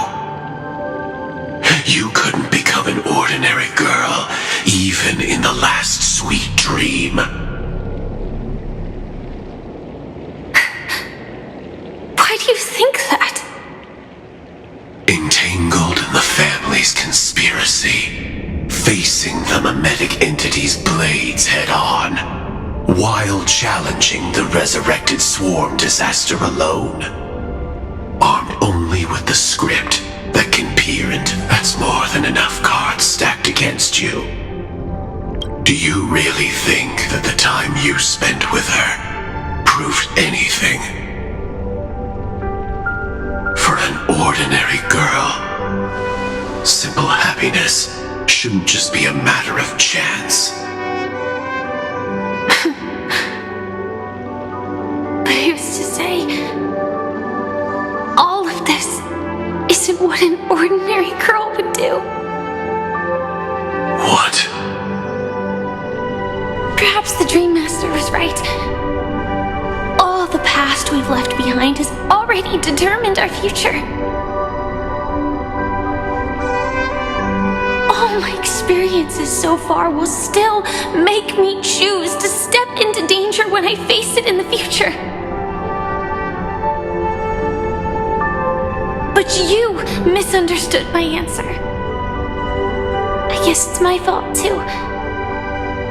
Always talking about wanting a normal life, as if the past that shaped me is some heavy burden weighing me down.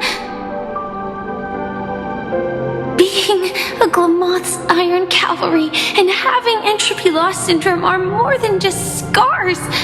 They are a past that taught me to cherish, urged me to seek, and showed me how to love. All the things you listed are quite extraordinary indeed, but I believe any ordinary girl would make the same choice I did. When faced with everything I have faced. In the darkest moments, ordinary people never need to feel small. After all, they always discover that they've already become something noble and bright. Indeed, I can't change the outcome or even the process.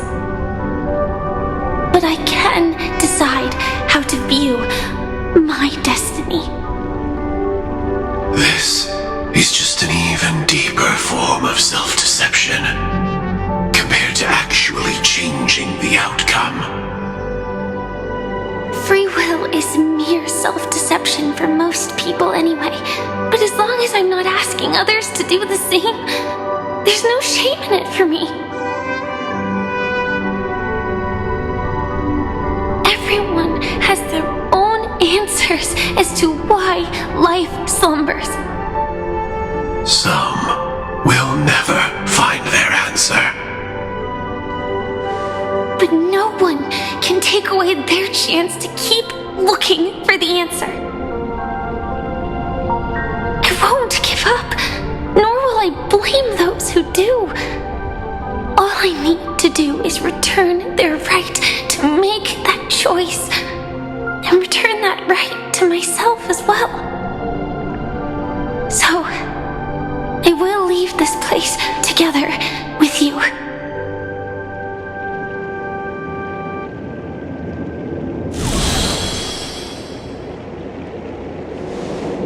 Even if embracing my former strength means speeding towards my death.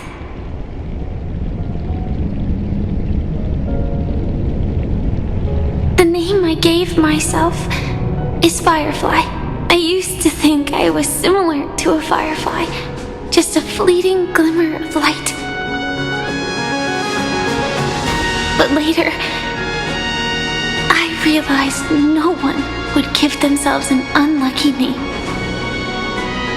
It was also because I thought fireflies were beautiful. Later, someone told me that my eyes don't actually work very well. Otherwise, I would have figured out that those insects aren't beautiful at all. Beauty, love, all our feelings stem from the flaws we were born with. And that's what makes each of us unique. Yet, I can't help but love these little things. Even though I'm sensitive to cold and can't stand the night wind, I still go stargazing. Even though baking cakes is really troublesome, I'll still keep trying. Because I love giving them to people who matter to me and seeing those people smile. I love going around looking for cute dresses, not to show off to others, but because it makes me feel good. So, I won't mind any flaws anymore. I won't fear any new scars. I'll give it my all to find what I love, and I won't let destiny take them away. So,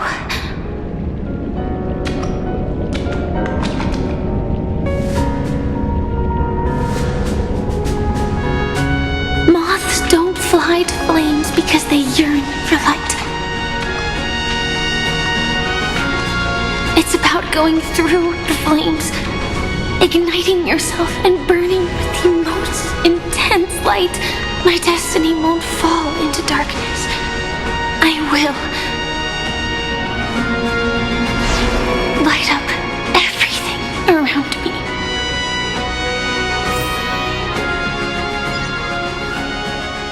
As long as the clock keeps ticking, death comes for us all eventually. And life has its time, too. If my world always ends up being burned to ashes, then let it burn!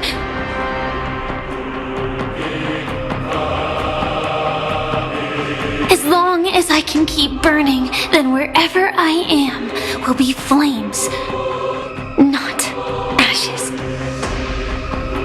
Order. Dismember. Actually, I used to envy you.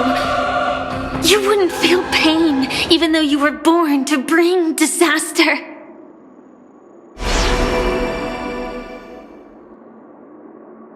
But you should be envious of me now. I'm unwilling to face death, nor do I want to keep fighting. But when faced with destiny,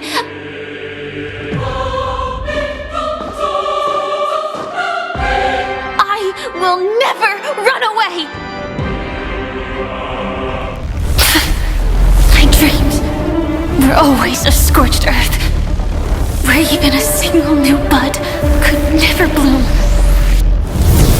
But I will still burn, and keep on burning, until light rises from the ashes!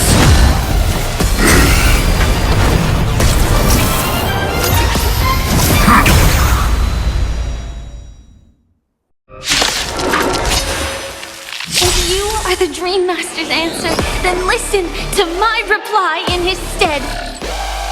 People hold on to hope not because they have never faced inevitable death. It's precisely because we are destined to die that we hold on to the hope of wanting to change something.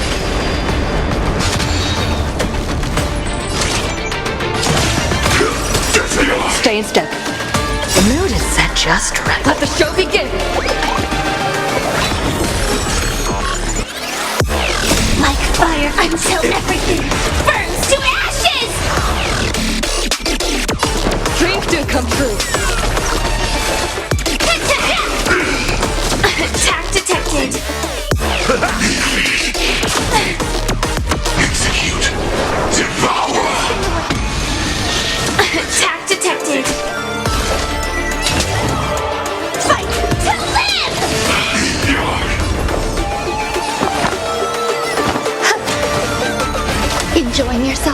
Preparing to feed. Take your positions.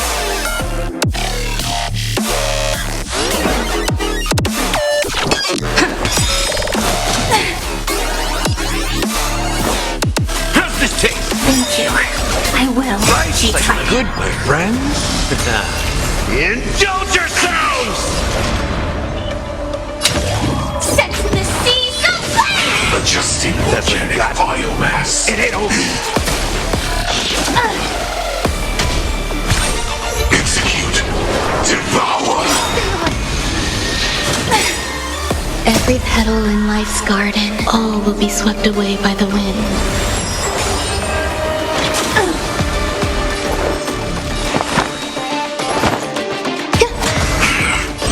Firefly type forward, fight to live!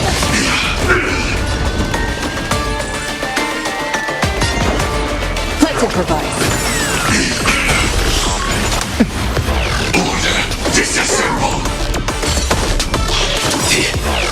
The mood is set just. Let the show begin. In the mood for another beating?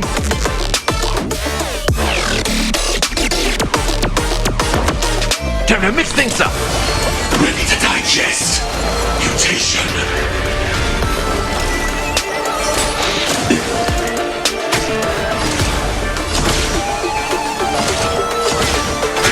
Detonate. Until everything burns to ashes!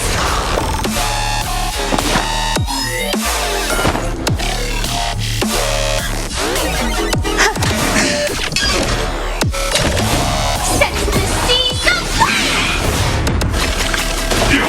Stay in step. Dreams do come true. Attack detected! Execute. Devour. Life's like a good, my friends. Indulge yourselves!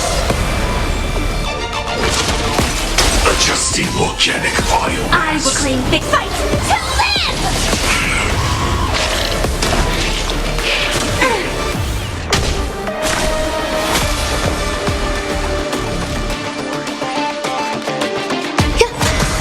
Take your positions.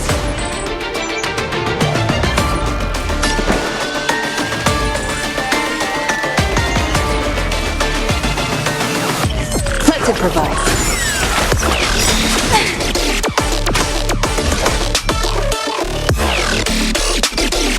The mood is set just right. Let the show begin.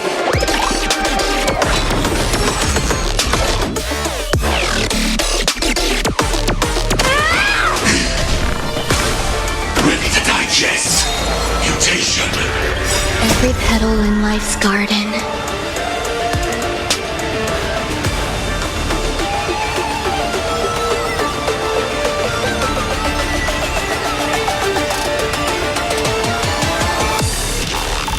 Waiting means change. All will be swept away by the wind. Step up, let's see ya. How's this taste? So this is the one that Attack detected! Set the seas aflame! Execute. Devour. Stay in step.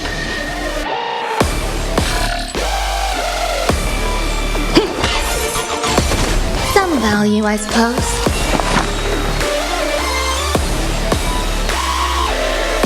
Eternal. Attack detected. Preparing to feed. Life's like a good brew, my friends. Indulge yourselves! Stand in position. In the mood for another beating? Like fire until everything burns to ashes!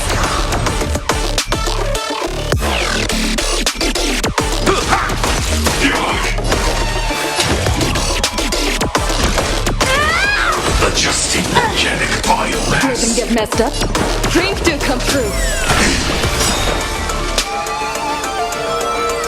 The mood is set, Jeff. Let the show begin.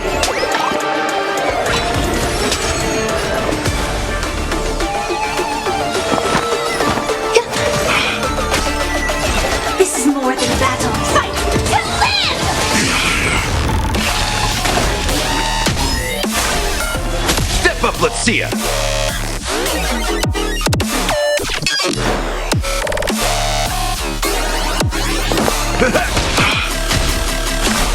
Capturing initiating bite mutation. Firefly Type 4 in position. Take your positions.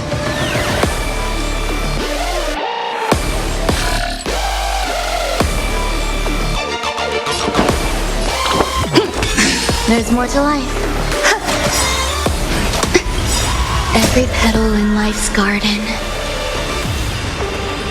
all will be swept away by the wind. Preparing to feed. This is more than a battle. Set the seas aflame! That's all you got?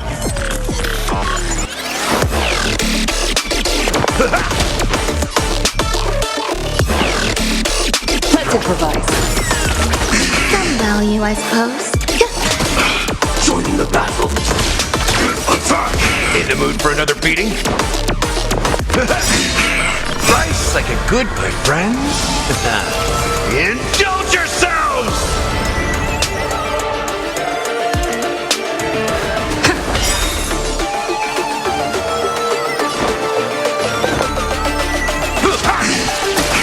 Stand in position.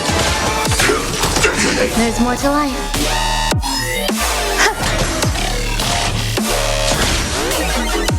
Like firefly until everything burns to ashes! Fight to live! Stay in step. The mood is set, just let the show begin.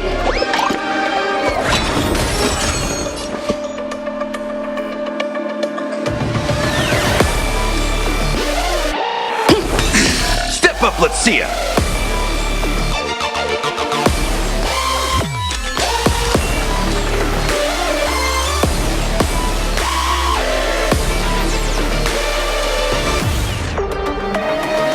Gonna keep going? Set the seas aflame!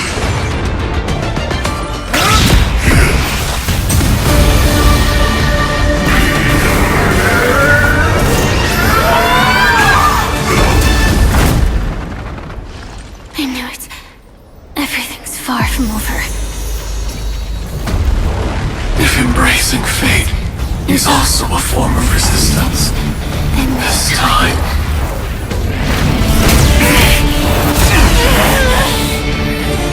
I shall embrace death!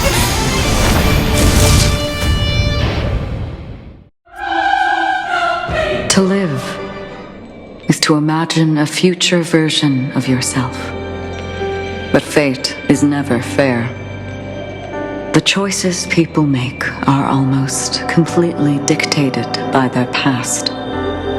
No matter how much they try to move forward, there's no guarantee they'll see the future they've imagined.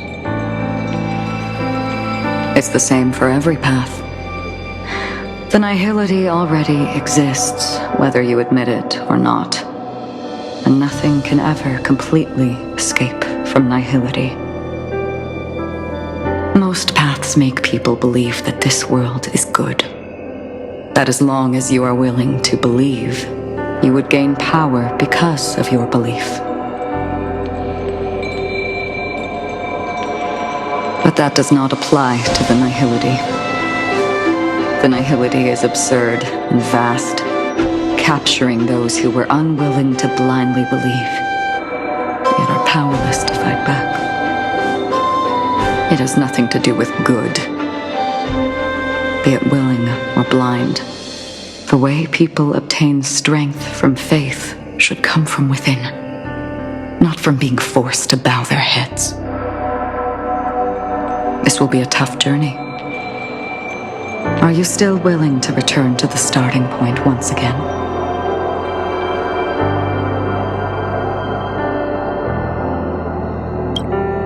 In this way, you will reunite in the warmth of the sunlight. May death yet end her last dream. May you guide people back to the waking world. In the coming long nights, I'm afraid we will face many setbacks and witness many tragedies.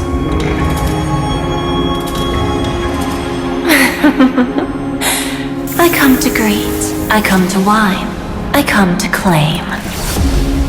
I grant poison for nectar, sow in spring to reap in fall. Await wizened fruit to fill livened boughs. All for the Amber Lord. But when you make a choice, there will be a fleeting red that reappears before you once more in that monochrome world.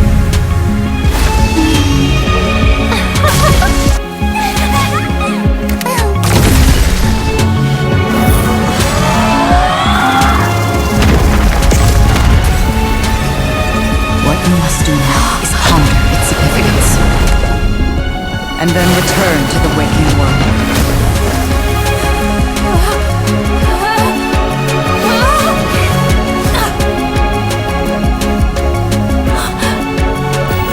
Don't worry. Even if this is doomed to fade at dawn, I won't fear waking up from this dream. Go. Take back the right to trailblaze. For them, and for me. That's where we will all find our answers.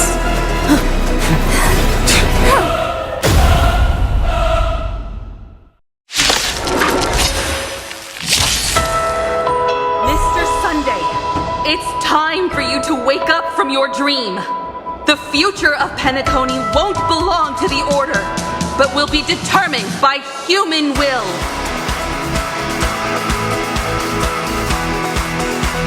The divine power of Enna, actually. So be it. It wasn't my intention anyway. Let us discern in human form the final conclusion. Did the gods create this world? Do the gods love all beings? Oh gods, you only need to hold your tongue here and silently hearken. All life shall grow as nature intended and reach its end. This mortal world should rest in mortal hands. All the work of creation has been completed. The inevitable day has arrived.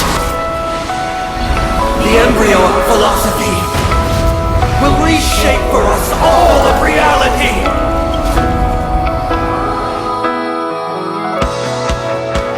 No gods will ever stand here again. This paradise shall be forged by the King of humankind! The order is ultimately flawed. By this decree, it shall be ended! Stand down. The remembrance is fleeting and impermanent. By this decree, it shall be ended!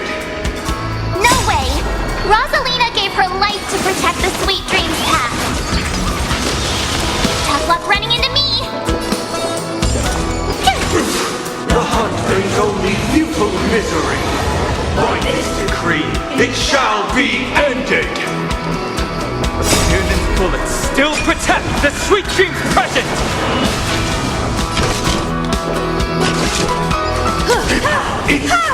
It's the nihility leaves no light unextinguished. By this decree, it shall be ended!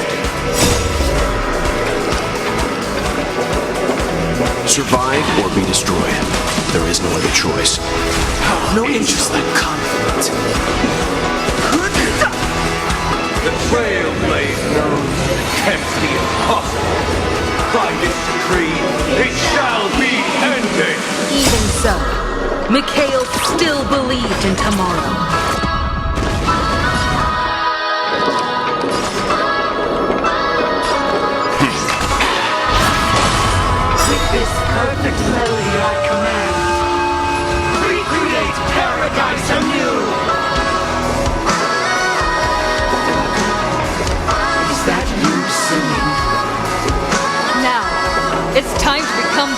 Watchmaker.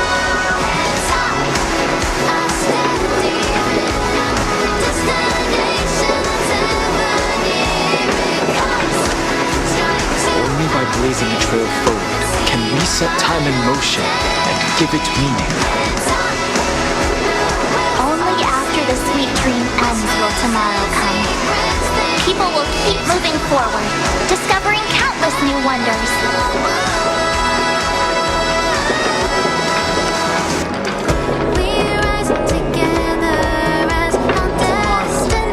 People will know that the world will still welcome countless marvels worth fighting for. A stagnant sweet dream can't imprison our desires. May this journey lead us starward!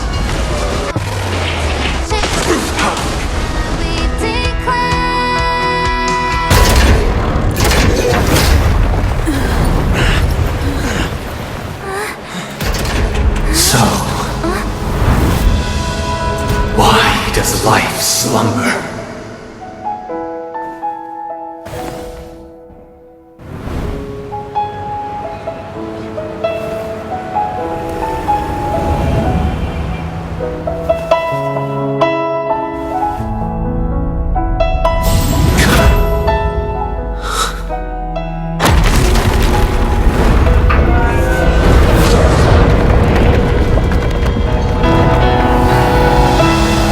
The night is still too short.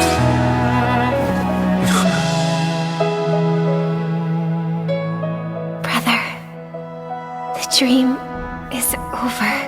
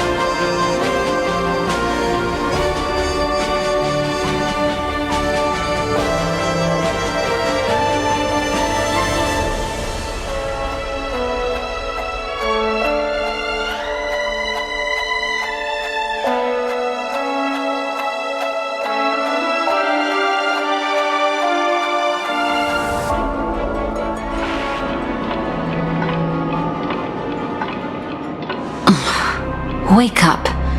It's time for this dream to end. Destiny won't let me give you the answer, and the true ending is too sad. I'd rather you forget about it.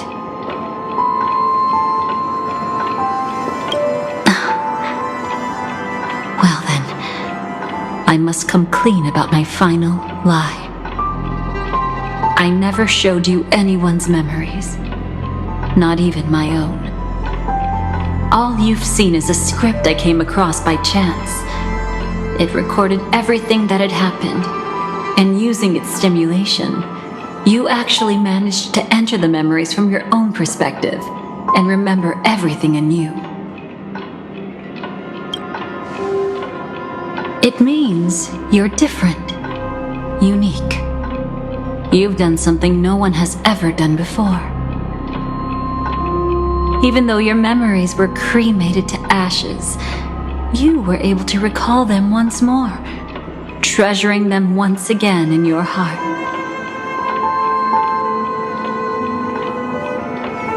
The Stellaron Hunters say you are the one who can turn the wheels of time and give it meaning. That you are the one who can alter destiny and make whole what is incomplete. Come, I want to show you something. Elio?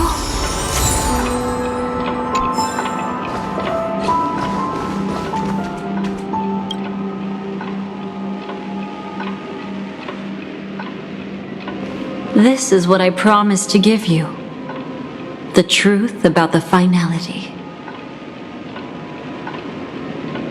This cat is not Elio, but a strand of Terminus's divine corpus.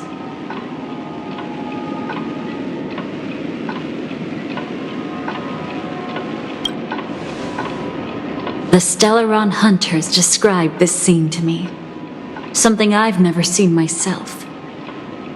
When Terminus ascends to godhood once more, they will manifest their 1,000-armed divine form and proclaim,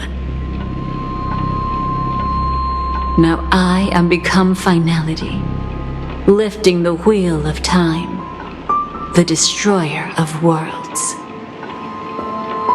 Then, Terminus turned into a pack of black cats, distributing every ounce of their divine power between those creatures. The cats shall depart from the end of the world, going against the river of time till the moment of the universe's birth. What you see is one of those cats. As for Elio, he is an even more special existence. Only the Stellaron hunters know his true identity.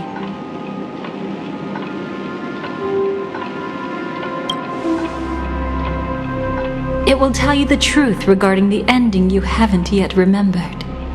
But you must be prepared.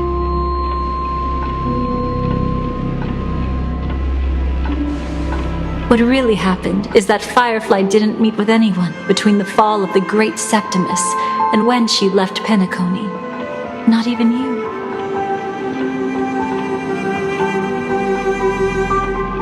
She knew how tragic her third death would be, so she only dared to watch you from afar and hid on her lonesome when she was about to fade away.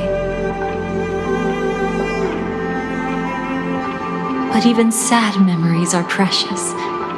If you can accept farewells with grace, then you'll gain the strength to create reunions. When you bid farewell to loved ones, you should cry while they can still hear you. That's the only way they'll know just how many people love them.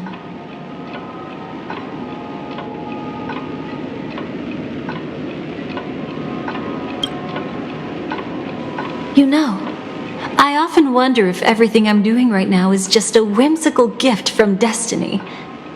That I haven't really decided anything, but merely being tossed around at its mercy.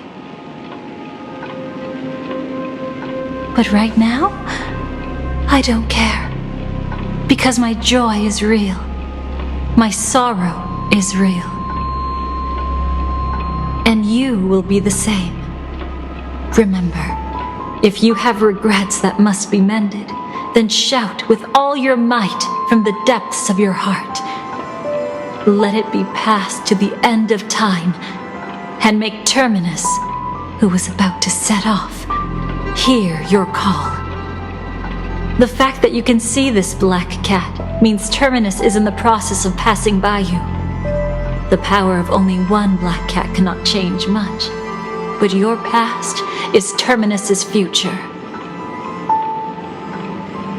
If it remembers your voice and decides to change something in its own future, your past will change accordingly.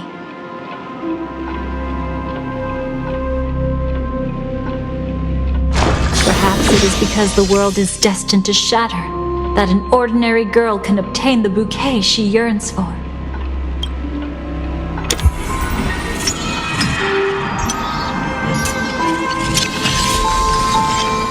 Go forth and deliver that bouquet with your own hands, so that no one will be left with regrets.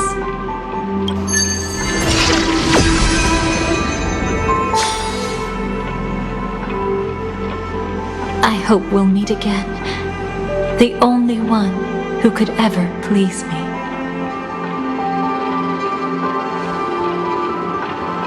Father, destruction is not just a single glorious moment, and the same applies to destiny and memories. Only by enkindling the winter wilderness with flames that cross the sky can we make the indestructible manifest once more.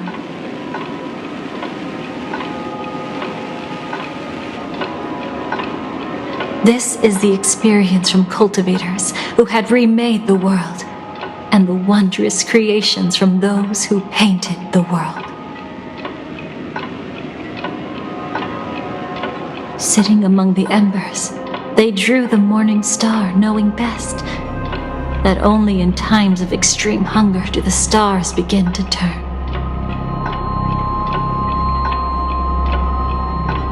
Why does life slumber? You will eventually find your own answer.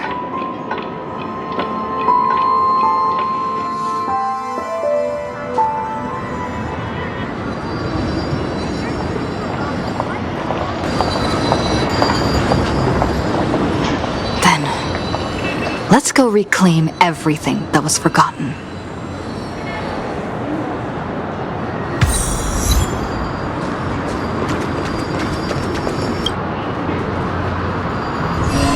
Creating a brand new path. That's truly astonishing. You must have some ideas as his sister, right? If he really managed to do it, what kind of path would that be? I think it must have been a battle between different kinds of the Trailblaze. However, my brother came to the wrong conclusion. His original aspiration was similar to the Trailblaze, yet the road he walked was one named the Domination, or the Conquest. Even if someone wishes for everyone's happiness, that's still a selfish wish. There will always be those who don't want to be saved, who want to save themselves. Do you also think that there shouldn't be any God in this world? No. Even a God who does nothing can at least give people something to believe in and find comfort in. This world definitely no longer needs a king of humankind. That's why I believe my brother will come to understand all of this one day as well. He made mistakes, but he was stopped. I don't want him to spend the rest of his life in prison. I want him to also have a chance to save himself. No wonder you came looking for me. Yes. I want to make a deal with you. And after that, we'll talk about what position Penacony will hold before the IPC.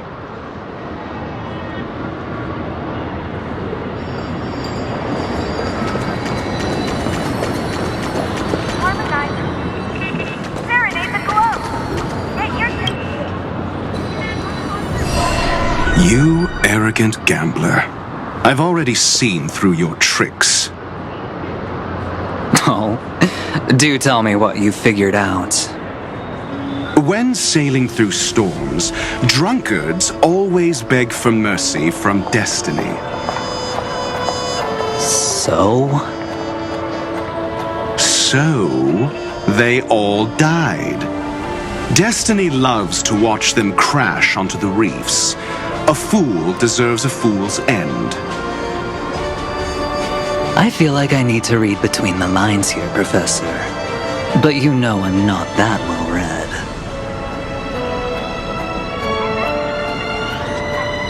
You're not lucky at all. You chose to forever remain sober, never becoming a drunkard.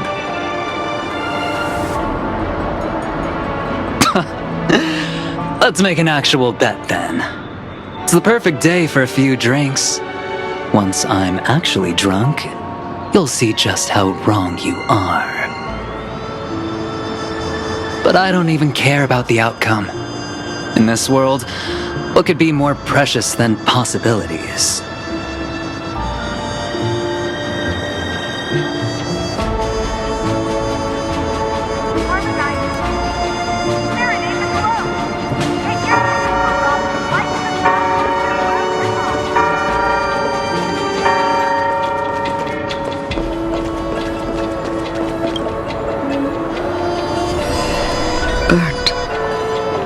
Yes.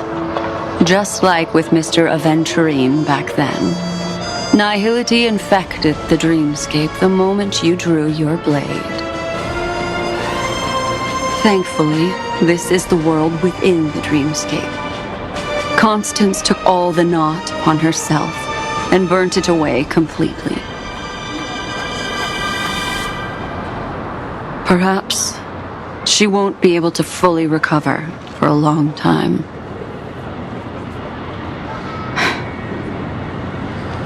I'm very sorry. Don't be. She's got other pressing matters right now. That's why she asked me to meet you. She really wants to thank you. She's betrayed too many people, facing death threats from Avengers at every moment. She used to delight in dancing with death. But at the moment she burned away the nihility, she said she was blooming. She said that, for the first time, she felt the joy of being alive. Come to think of it, people all believe that the Dahlia's floriography means betrayal. But on the planet where it was first discovered, the locals saw it as a symbol of life and prosperity.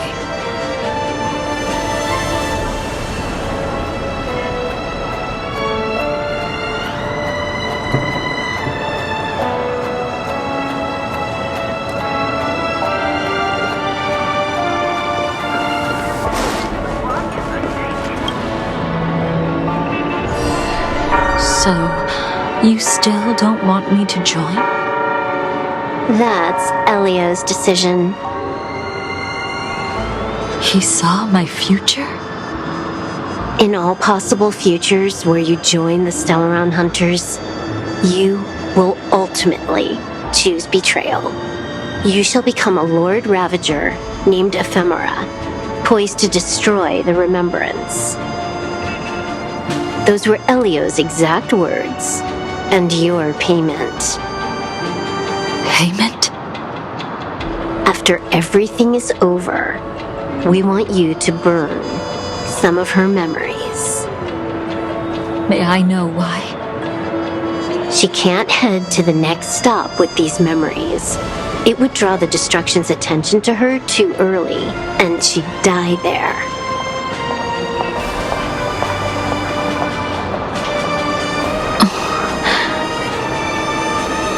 I can do that. But I'll give the memories back to her sooner or later. In my own way. Whether you try to stop me or not. No one will stop you. It is already written in the script. It will be a new beginning. The 4 apocalypses will converge towards the destruction because of it, while the cosmos will join hands to overcome that annihilation.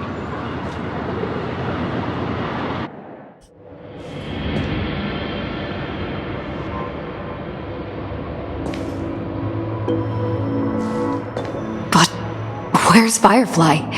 I haven't seen her anywhere.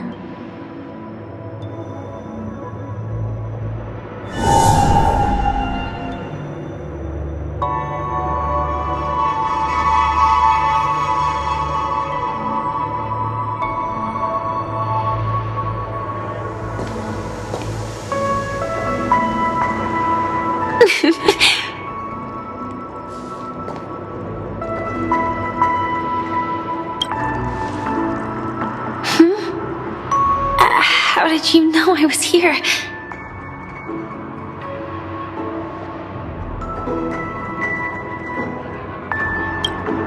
Sorry.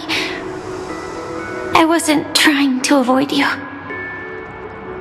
But I have my own reasons. Can you just let me stay here by myself?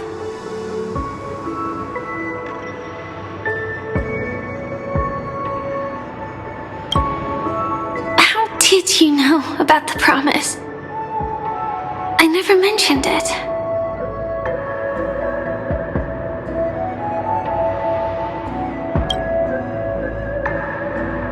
maybe it's not just mysterious, but also gentle. I don't think I've mentioned it, but I wrote down everything I wanted to do in my journal before coming here. I'm staying here because I want to fulfill the last wish written in it.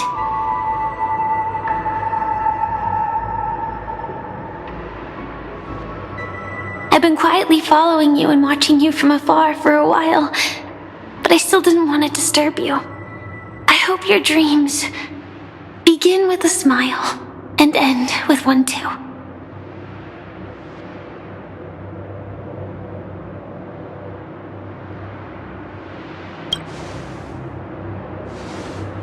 To see the fireworks, of course. I heard there's this huge airship in Penacony where you can get an absolutely photo-worthy view of the fireworks.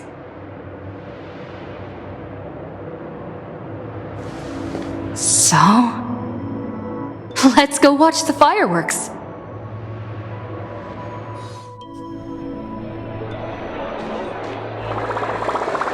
It really is the perfect spot. You've got great taste.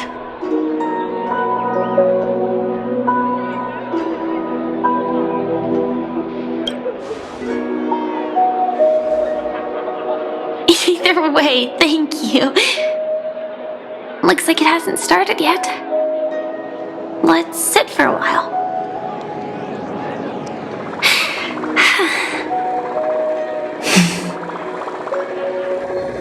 I wonder whether everyone feels speechless at times like this.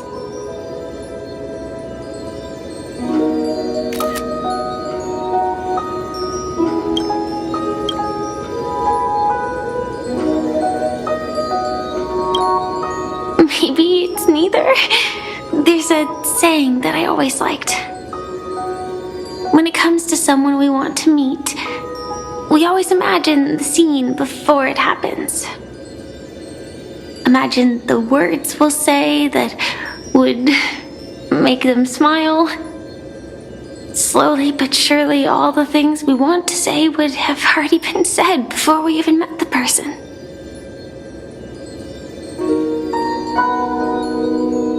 And when we finally meet again, we realize they're even more beautiful than anything we could have imagined. Yet, at that moment, we find ourselves at a loss for words to express just how amazing they really are.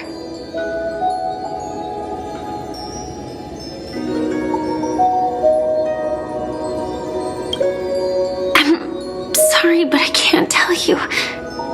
Elio told me that it would lead to a terrible future. If I say even a few words more, you'll die at the next stop. All I can tell you is why our paths crossed again. Long ago, you promised me that if I could dream, then you would make it a beautiful daydream.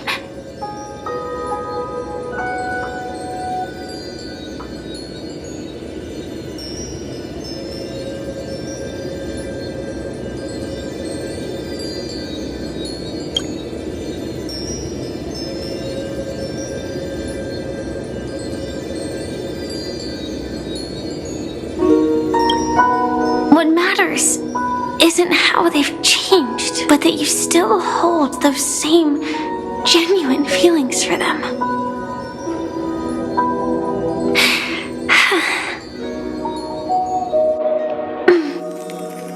I'm sorry.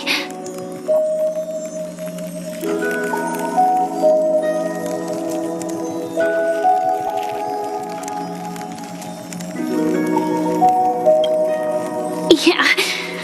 Actually, I still haven't experienced one of the 3 deaths written in the script.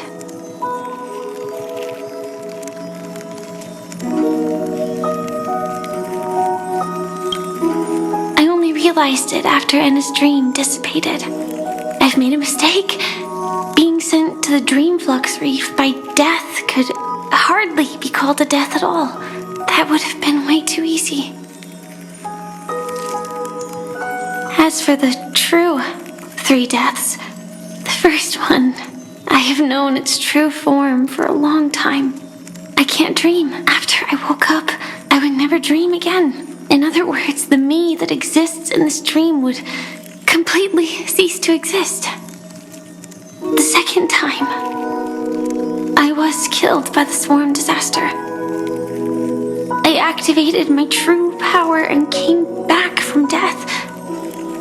But that power would inevitably lead me to the third death. My symptoms would accelerate uncontrollably until I die of entropy loss. The dreamscape had already started merging with reality when we arrived in Penacony. I thought I was dreaming, but I was actually also living in waking reality. It was causing my entropy loss syndrome to worsen. But don't worry, I asked Silverwolf about it, and she said things won't get that serious in real life. Let's not talk about this anymore. I just don't want to see you looking sad. This is our most beautiful daydream, and we should see it through with smiles on our faces. After all, we never know when we will use up all the moments we have with someone across all space and time. Hey, could you close your eyes? If this is my only chance to dream, then I want you to see the best version of me. As we near the end, let me indulge in a bit of perfectionism. Just like what I used to do. Let's close our eyes and imagine ourselves being together. Even if you can't see me, you'll still know that we've never been far apart.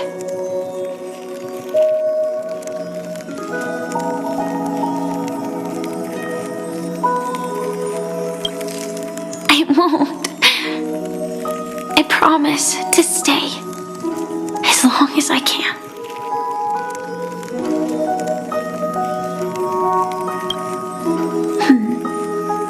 Let me think. Where should we start? Right. We should start where everything began, of course. Right at that golden hour. When you came to save me.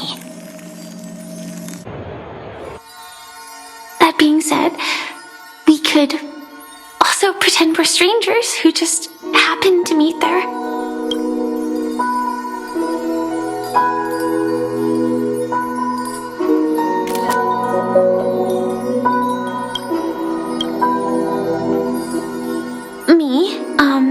I'm a student traveling to the golden hour, and it'd be nice if I had a bit more pocket money. Oh, and when I show up there, I should dress up a little fancier. And you're a student too, but you came here from a really, really distant planet, completely unfamiliar with your surroundings. Then, a bunch of mean-looking thugs jumped out, trying to pick on you. When that happens, I'll step up to the plate. Yeah. Let me be the one to save you this time.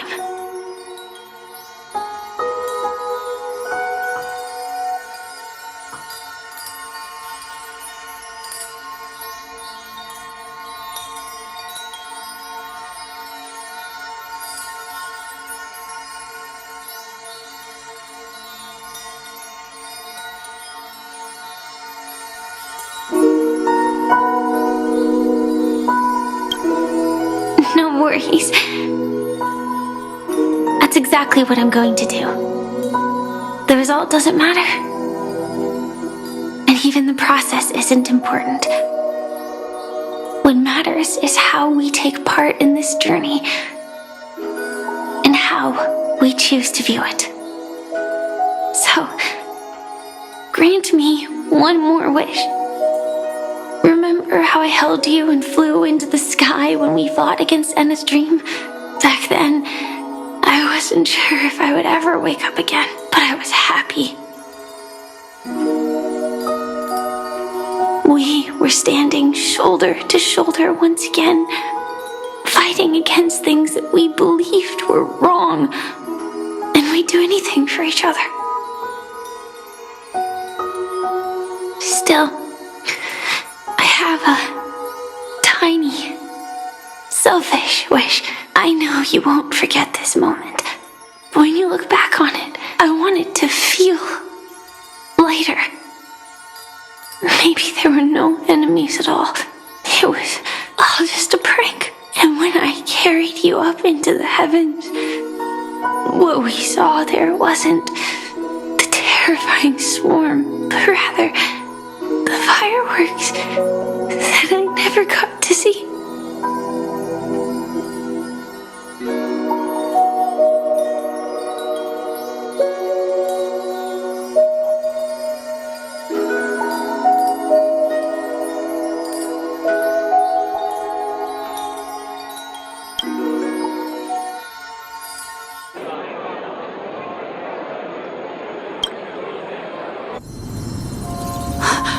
Firefly?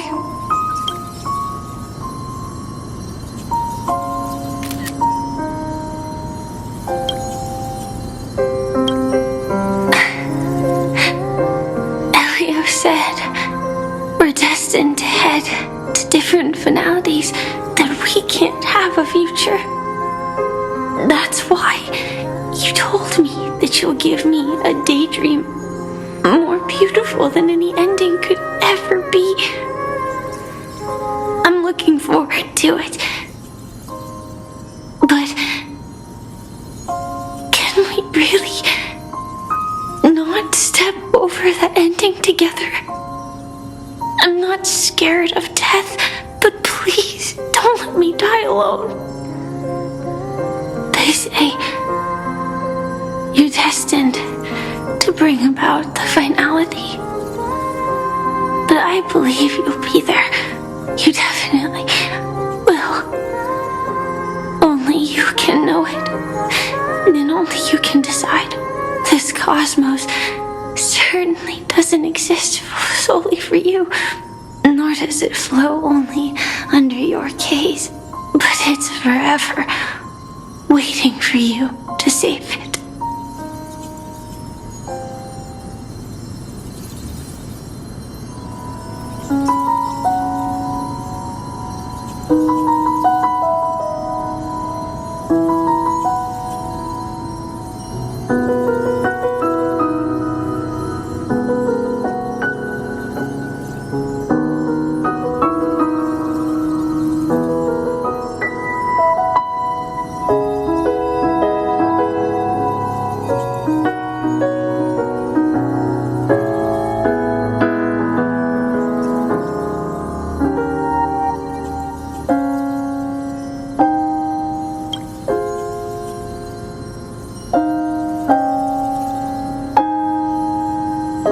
Even so, I'll still be the last thing you forget.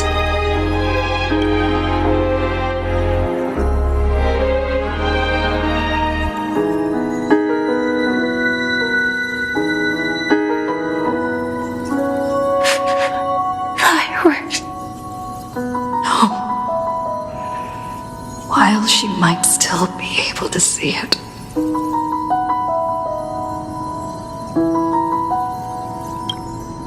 The result doesn't matter. And even the process isn't important. What matters is how we take part in this journey. And how we choose to view it. I'll do everything I promised you.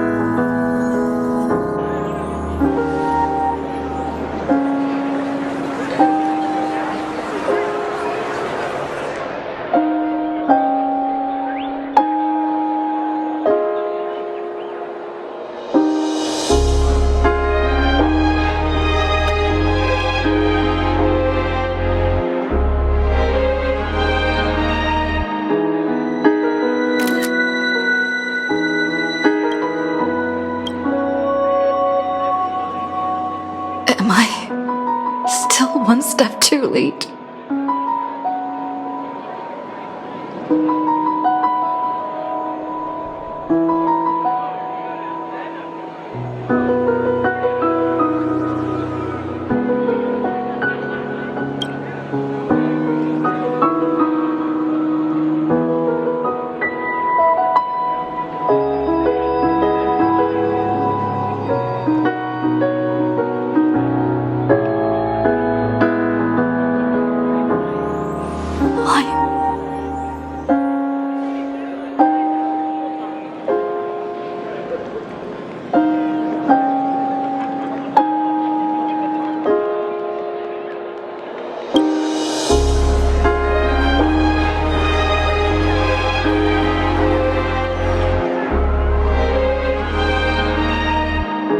Firefly can't see it anymore.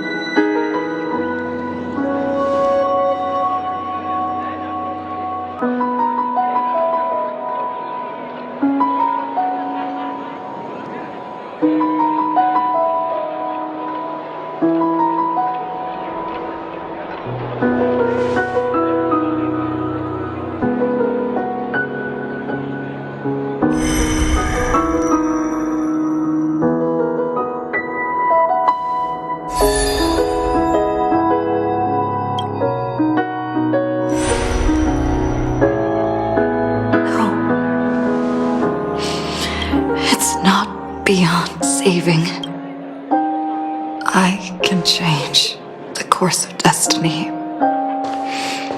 and make up for what's missing. If the world has set an endpoint for our destiny, then at the very least, it owes Firefly the bouquet she wanted.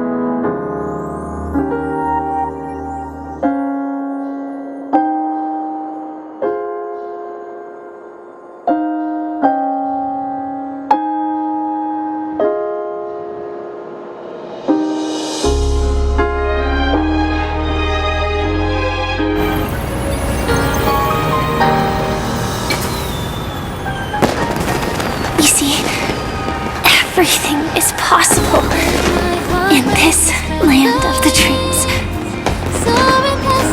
We each came here with our own goals and realized them in unimaginable ways. Whether the outcome was sweet and dreamlike or bitter and real, it is still the answer we longed for. So, why do people choose to sleep? I think it's as you said.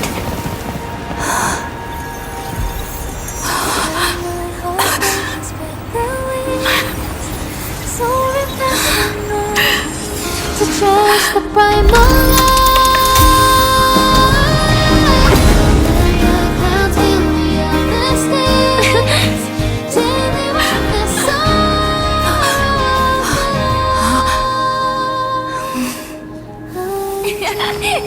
So when tomorrow comes, we'll wake from our dreams, smiling.